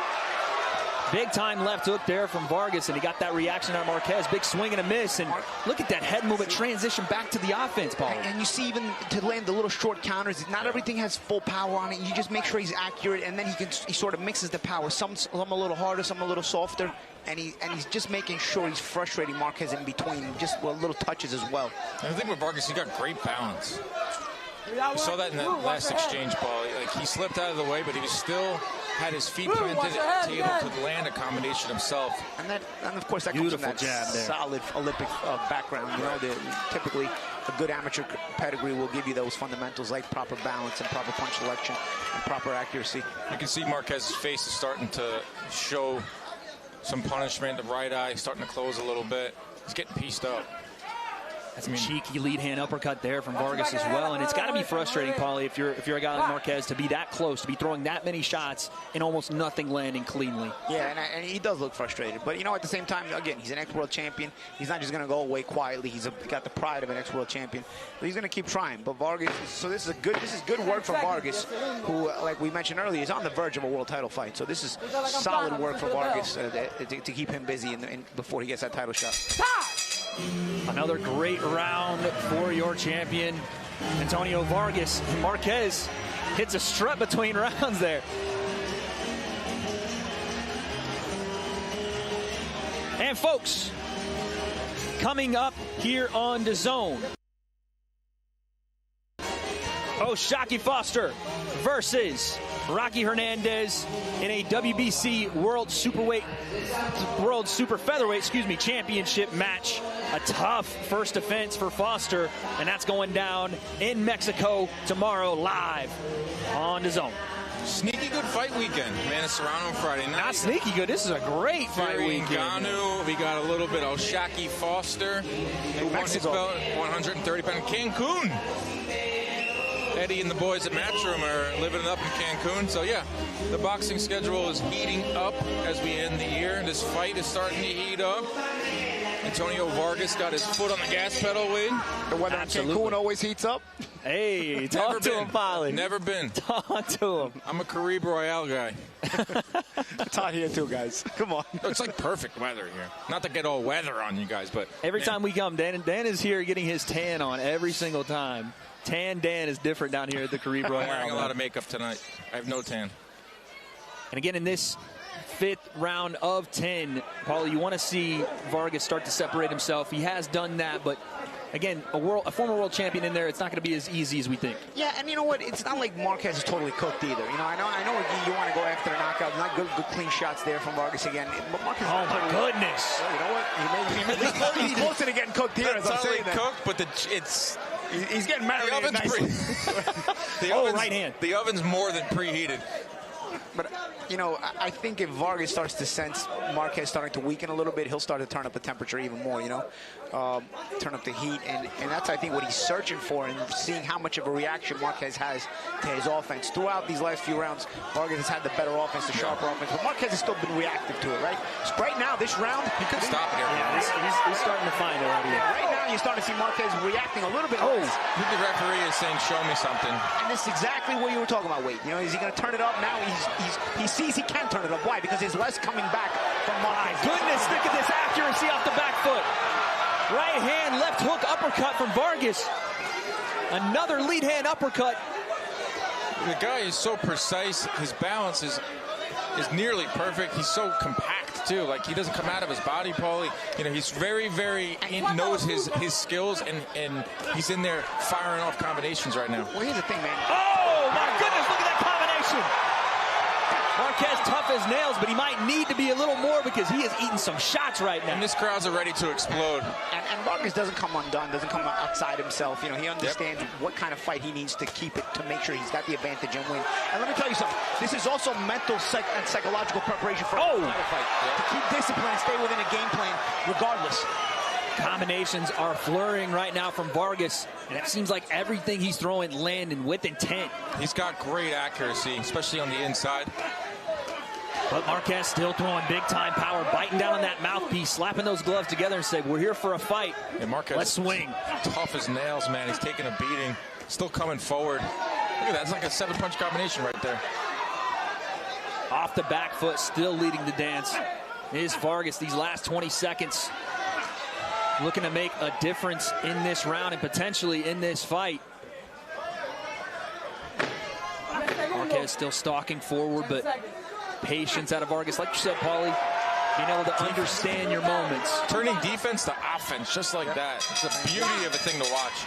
What a 5th round there for Antonio Vargas. Also, obviously, Marquez is a good in-between fighter as an ex-world champion. But something I'm curious about, Dan might know, is Inouye's brother? That's all I know is Inouye's brother. Is he a WBA champ right now? But he's a southpaw, or is he a right-hander? I'm wondering, you know, if there maybe a specific reason why they fought a southpaw right on the verge of a title fight. Maybe is Inouye's younger brother, which was it, Tacoma Inoue? Is he right-handed or southpaw? Look at that beautiful combination there from Antonio Vargas. And again, it just felt like in this last round, guys, everything landed with intent, with high-level accuracy. And again, we talked about flipping that switch. As a guy looking for a title shot, as a guy that's starting to blossom into a world-class fighter, Antonio Vargas is finding that here tonight in the Caribe Royale on Most Valuable Prospects. It's a beautiful performance so far. I'm super impressed. He's got a little bit of everything. He's shown offense when he needs it. He's got power. And Marquez is using every second of that stool. Yeah, I was going to say, that is a long sit and potentially a long round ahead of him. And he goes down right away. They're saying it's a slip, but there were 2 punches before he went down. That was a long sit, and again, a long thought about what's coming in this 6th round, gentlemen. This could be our showstopper. The first punch that landed of this round was a jab from Vargas, so he's so sound still when you know that he probably has a guy that could probably stop this round. That right hand, man. The right hand's lethal. But that jab behind it too, absolutely. And another stick in that jab. These aren't just the touch jabs we saw early in the fight, Paulie. He's sticking those jabs and really sitting down on shots here. Yeah, exactly. That's what I mean. Once you understand that your opponent is getting closer to being cooked, you start to, you know, put some more emphasis on the power shots. It's a 10-round fight, so you do want to see some urgency from Vargas, but you don't have to have it just yet. Like, you know, you got a hurt guy in front of you, but you don't have to leave your skill set. You don't have to leave your body, sort of say, to look for that knockout. I don't think Vargas will, because he has so much experience. Yeah, and that's the thing. This also trains your mind to stay within a game plan, regardless of the advantage you have in this fight. You know, and that's something that you're gonna have to take with you in bigger fights, in world title fights. You know. Yeah, of course. You got to fight those 12-round fights. Solid combination once again from Vargas, guys. Look at that. Look at that short left hook there inside. There's the uppercut too. Lead left uppercut, follows it up with a left hand too. You know, that's just a blistering combination we just saw right there. There's so many things that just went right there from Vargas. We talked about it earlier, gentlemen. It's a game of inches, and right now Vargas is winning every single exchange by just a matter of inches, and taking advantage of small pockets in space like that, creating massive dividends. Yeah, and one of the reasons also is because Vargas changes the speed and how much emphasis he puts on each shot, right? So it's hard to get a timing. Oh, my goodness. Some of these punches are speedy but just snappy. Then some punches he's sitting on and throwing with more weight behind him. Marquez throws everything which he's trying with very hard and with weight behind it. So it's easy to see it, it's easy to time it. And a guy like Vargas, who now has been in the ring with him for 5 rounds going on 6, he's got a kind of his radar is pretty well set for the punches that Marquez is throwing. Oh, right hand, that hurt. Left hook, that hurt. You can step on the gas pedal right now. Got less than a minute. Vargas throwing and landing some big-time punches once again here in round 6. And Paul, that's something you are always talking about and stuck with me about the throwing your punches at different speeds. It's like a pitcher. You can't throw 97 every time. Mix in a changeup, and we don't often see that from young fighters, but we're seeing it from Antonio Vargas. You know, varying up that speed, giving Marquez all sorts of different looks, angles, speeds, punches. How hard is that to defend? Absolutely, because he can't get a timing on it. I mean, a big part of defense, a big part of counterpunching is anticipation. Oh my God, piece them up. Oh, nice left hook there from Vargas. Last few seconds here in round 6. Marquez continues to walk into punches there. The doctors are going to definitely take a look at Marquez's corner here. Well, think about how he started the round. It took him forever to get up from the stool. He arguably went down from 2 shots early on. We've got no doctors in the corner of Marquez, but they know better than I would. But I feel like Vargas can step on the gas pedal at any time and get him out of there. That's an exclamation point, right? You want to contend for world titles, especially at 118, which has some really good fighters. Get a knockout. As you look at Vargas there, just kind of walking down Marquez, landing at will, whatever he wanted in there. And what I love from Vargas is he knows he has a hurt guy in front of him, Wade. He knows he has a guy that can probably get out of there, but he's staying composed, he's staying tight, and he's keeping that form, which is really important, especially if he wants to fight some of these big guys at 118. Absolutely. And again, round by round, we continue to see Antonio Vargas stay within a game plan, but also become more vicious, starting to sit down on the shots that were just touch shots to begin the fight. Round 7, and again, Marquez taking, like you said, Dan, every second of that in between, and gets caught with a shot right off rip again here in round 7. Let's hear it from Marquez, though, man. This guy's still trying to win. He's still standing up. He's still coming forward, heart of a champion. He's just a little outgunned tonight by a younger, stronger fighter. Vargas now looking to front foot all of this action here in round 7. And again, this fight is solely in his control, Paulie. And one of the things you talk about when you have a fight like this where he has been so successful is you can't let your foot off the gas. You can't get too comfortable again against a guy that is a former world champion and still has it. Yeah, and a former world champion, and still, you haven't totally... You're winning the fight, but he's still trying. Look at those shots. Yeah, but he's still trying. He's got the self-pride, the pride of a man and the pride of a former world champion. Big time shots once again there. And again, you're not seeing sit-down power on everything that you get from Vargas, but when he does decide to turn on, like that left hook, the speed, the power is there. Absolutely. And he knows that Marquez has to come forward, and he knows that his only chance to win is probably a knockout. So he's kind of playing into that right now. He's waiting for Marquez to come forward, throw something, and he's going to counter him. And he could probably drop it. And again, the shot selection, right hand to the stomach, stepping back. Marquez tries to throw a little counter right hand. Now he's leading with some combinations.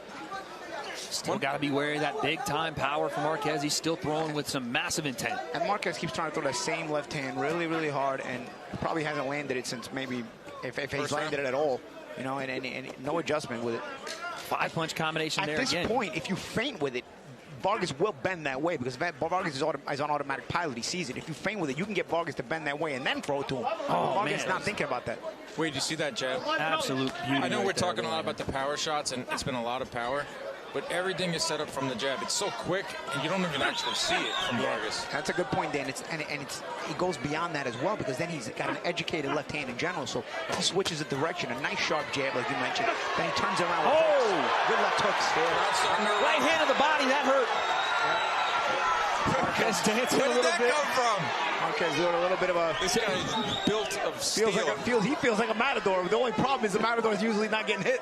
Tiptoeing in his Jordans there, but these last 35 seconds I was going to say, Dan, what you see from Vargas in these flashes of just brilliance is everything looks the same when he throws it. The lead hand from the jab to the uppercut to the hook, it all comes out the same. So Marquez is just in a spin cycle right now trying to figure out which punch is coming. Yeah, great way to put it. But sometimes he puts that little speed together, little speed punches, and sometimes he'll sit down on one or two of them at a time. Sometimes he's just jabbing and trying to really get you in control with at the proper range. I'll tell you what, guys, there's always one fighter on these cards that catches my eye, and then I think, I got to watch this guy fight again. That's Antonio Vargas for me. Like we said, Marquez tough as nails, but Antonio Vargas bags another round there in style. No doctors taking a look at Marquez. He was dancing in there. That's a good sign, but he's not winning the fight. That's the thing. You want to see more from Vargas? You want to see him step on the gas pedal, Paulie? Yeah, and he has stepped on the gas pedal. You got to also credit good body shots and bringing up the combination to the head very nicely there, Vargas. I think he has stepped up the tempo a little bit, but also you got to give credit to Marquez as an ex-world champion for being resilient, being durable. One thing Vargas doesn't have is that big one-punch power, right? So he makes up for it with intelligence and shot selection and skills, and that's what he's doing. And the one thing he can do is turn up the heat when it needs to, and I think Vargas has done that. But without the big power, you also got to give Marquez some credit here for actually being able to resist this. But of course, how much longer can he resist this? Because it starts to look like an assault. And that's what Dan's asking for. Dan's asking for, all right, man. Put this assault on. Let's get the stoppage. And I see where you're going with it. And if Marquez starts to drop his level just a little bit, I think we're going to see that. That's assault. Stiff jab there to start the round once again from Antonio Vargas. Again, accuracy on display. And Paul, you talked about it. If he's going to vie for world championships at this weight class, we know Inoue is there. Big time puncher. We know that he is a devastator. You're going to have something else. The left hand to the body. That one lands. Big time shot. Marquez acknowledges that one. That one hurt badly. He knows it. He's counting with the referee. This guy's he's too tough for his own good. And again, gentlemen, blood in the water. This is where you could see the showstopper from Antonio Vargas on the front foot. This pro right hand, left hand is ready to explode. They're all here to see Amanda Serrano, but they also want to see our guy Antonio Vargas get a highlight reel stoppage. And that's the thing. He's a local phenomenon here. Big ticket sell. This is the third fight I've worked this year for Vargas, and he gets better and better. He's sharper and sharper. Certainly a kid who's on the verge of a title shot deservingly here. But again, you see patience here. You don't see him rush his work, Paulie.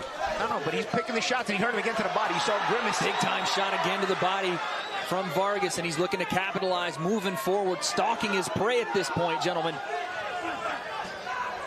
And what a win this would be, not just to go the distance with a former champion, but to close the show on a man with 60 fights, holding a world title in his past. This is a statement here for Antonio Vargas, not just to win, but who he's doing it against and his style of doing it, Paulie. No, absolutely, and that's the thing. It's not at this level. It's not just winning; it's how you win. And Vargas is showing a different class here tonight. Jab upstairs, and again, staying within his framework, not rushing. Last minute here of round 8. And Marquez still game, still there for it.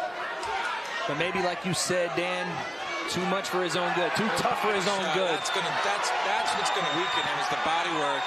If Vargas was able to land a beauty of a right hand to the body, followed up with some power shots up top. Those body shots have gotten the biggest reactions out of Marquez all night. To the body. Stiff jab upstairs behind it. The body's there all day, Paulie. Yep, and all of his mental pressure as well. Just consistent staying in front of Marquez, driving him crazy. Marquez lands a nice little right, but it's not going to do much to get Vargas off of him. Right hand to the body, and now he walks forward. Last few seconds here, round number 8. And again, a display in the sweet science with some vicious intent behind it for Antonio Vargas. Escucha para la campana, listen to the bell.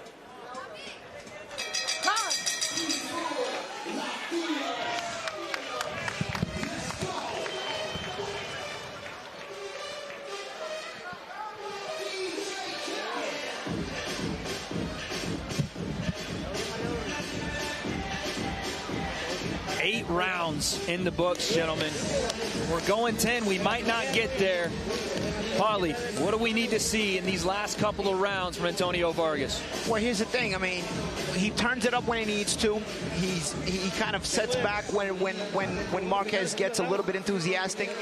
I'd say keep going to the body. Look, Dan made a great point last round. The body. We also saw a knockdown from the body, and we're noticing that every time he does touch the body, there's a bit more of a reaction on the part of Marquez. Not only that, the head is wide open. And that will keep. That's the thing. Then it'll keep opening up the head, right? You go over the body, the guy starts to focus on protecting his body so much, you can start to beat up on the head more. Head body, head body.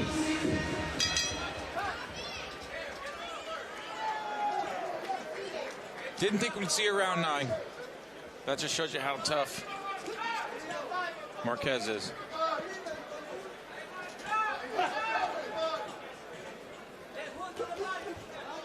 Another lead hand shot there from Vargas.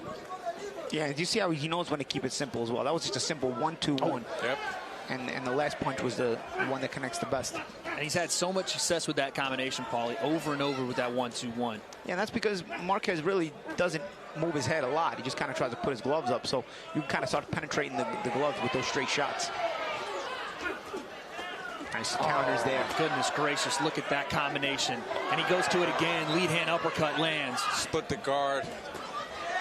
Another thing I like about Vargas, he shoots combinations both leading and countering as well. His balance is really good. Marquez, like we talked about, just a fighter's fighter. Oh, and the right hand hurts him to the body. Punching in between, guys. Punching in between. Caught that body shot in between while Marquez was shooting shots. Got to go after him here. I want that assault. Right, Paulie? If it turns into one, that's why we got a ref. This is legal assault. This is legal as boxing. You're allowed to do that. Big time shots here from Vargas, and just as I was about to say, a fighter's fighter, man, is Marquez. He's here. He's in this fight. He's even talking to Vargas in between punches, but you can't deny that Vargas, when he lands that shot to the body, there's no answer for it. I want to hear this crowd erupt. I know we got a pro Amanda Serrano crowd here, but they're also here to see Vargas. I want to see what we're working with this crowd, and I'm looking around. It's nearly full in here. Big time shots once again from Antonio Vargas. He's looking to again. I told you, Marquez. Tough customer. But again, Vargas too much of a pro, man. He's not falling for this. Is not. That's what I was going to go to. This is not just a young prospect. A little bit of mind games, a little bit of an emotional play there. But Vargas staying within himself. Doing the same thing, right? Jab, jab, jab, right hand. It's like a machine. It does feel like a nice right hand there from Vargas. Again, that should be his nickname, the machine, like Pujols.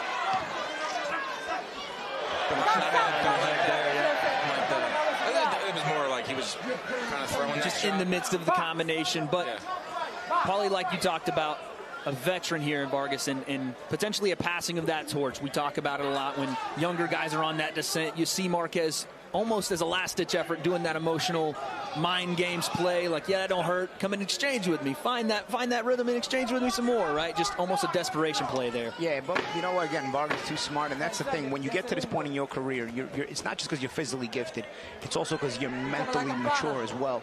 And we're seeing the maturity of Vargas here against a resilient, tough ex-world champion in Marquez. Vargas is able to dominate him and not fall for the shenanigans, which would take him outside of his game plan. 10th round? Didn't think we were going to see the 10th round. So maybe the round 5th or 6th, Vargas could have stepped on the gas pedal. But, you know, he's showing great skill in there. He's definitely working his way up towards 12 rounds, that's for sure. Because right now, Antonio Vargas is the 2nd-ranked contender in the WBA. Yep. Exactly. But that's what you talked about, though, Paulie, right? Vargas has done everything right. Yep.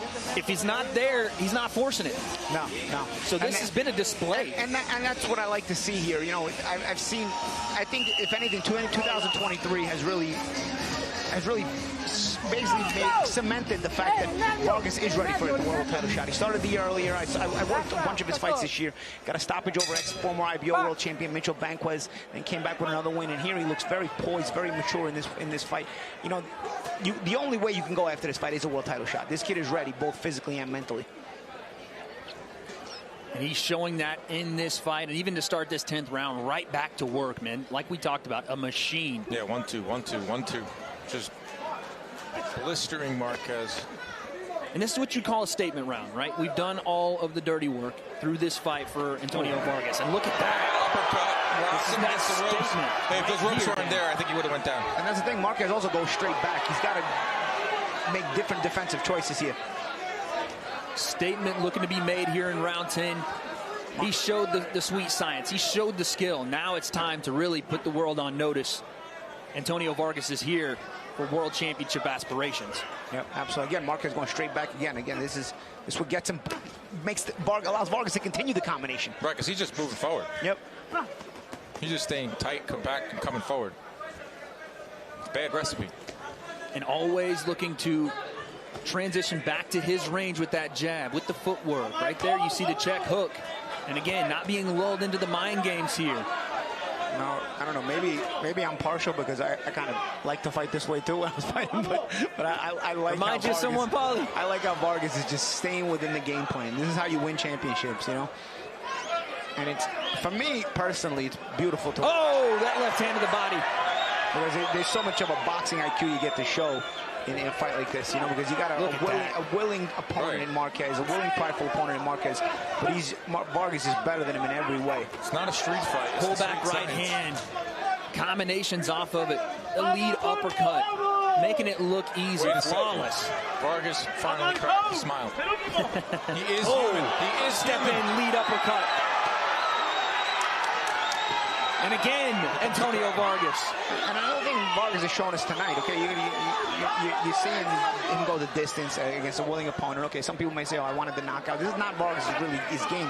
But one thing I also noticed tonight, Vargas had a really world-class ability to fight going backwards and fight going forward. A lot of guys can fight either one way or the other. And I'm talking about even world-class guys. World-class guys who fight coming forward can't really fight going backwards. And world-class guys that fight going backwards aren't really good going forward. Vargas showed a good ability to fight going in both directions tonight. Last 25 seconds here in round 10. You're about to hear this crowd get on their feet for a masterful performance here for Antonio Vargas. Let's see how he closes it out, gentlemen. Watch the shoulder, bro. Oh, nice lead left hook, and again follows it up, and again. That was a big one right there. Oh, the uppercut. And that's what, Dan, you saw the left hook that hurt him and just had to touch him with the uppercut to get the reaction. Marquez still standing, still fighting. What an end to this fight. But it's all Antonio Vargas, my friends. Great performance. An amazing fight right there to end off our preliminary card for, once again, Antonio Vargas, your WBA Continental America's Bantamweight champion. Looks like he's going to hold on to that belt, but a game veteran, Hernan Marquez, once again, Paulie, he was there for the entirety of the fight, just was not his night, and a young guy taking that shine. Well, Vargas sort of showing the level that he's on tonight. You know, I mean, tonight he really showed it, but Hernan Marquez also earned his check as well. He did what he was supposed to. He came in. Vargas was too good for him, but that Marquez didn't just say, oh, I just showed up for a check. I think he earned this check. And he fought the entire way and forced Vargas to work all night. And that's a good night's work for Vargas. Again, for a guy who's on the verge of a world title fight, this was 10 rounds of solid work for Vargas, where he got to work on a lot of things and stay sharp. There was a lot of what we saw in the first round went into the 10th round, and that was compact, quick combinations, moving forward. Helped that Marquez was moving backwards in the fight. Marquez very tough, but it was Antonio Vargas who stayed within his game and was so technically sound in there. Now, does he have enough power to fight off some of the bigger names at 118? We'll see, but he definitely has the technical skill. It's going to be very interesting as he moves on with his career and could face an Inoue. An absolute display here. Over 10 rounds for Antonio Vargas. But like you said, this is just the beginning, Paulie. But we have our official decision, and it is with Will Montero in the ring. Ladies and gentlemen, from the Caribe Royale, after 10 rounds of action, we go to the scorecards. Judges Tina Griffith, Efren LeBron, and Rose Lestin see it identical at 99-89. All for the winner, and still WBA Continental America's Bantamweight champion, Antonio Vargas.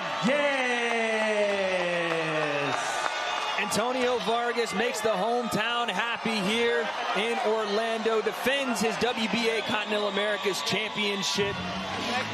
And folks, that is it for our preliminary card. We are going to move to our main card, starting with Van Houter versus Anos, Rosado versus Pop, Rios versus Aguilar, Lasky versus Barlow, and our history-making main event, Featherweight Unified Championship, Amanda Serrano versus Danila Ramos. We will see you very, very soon.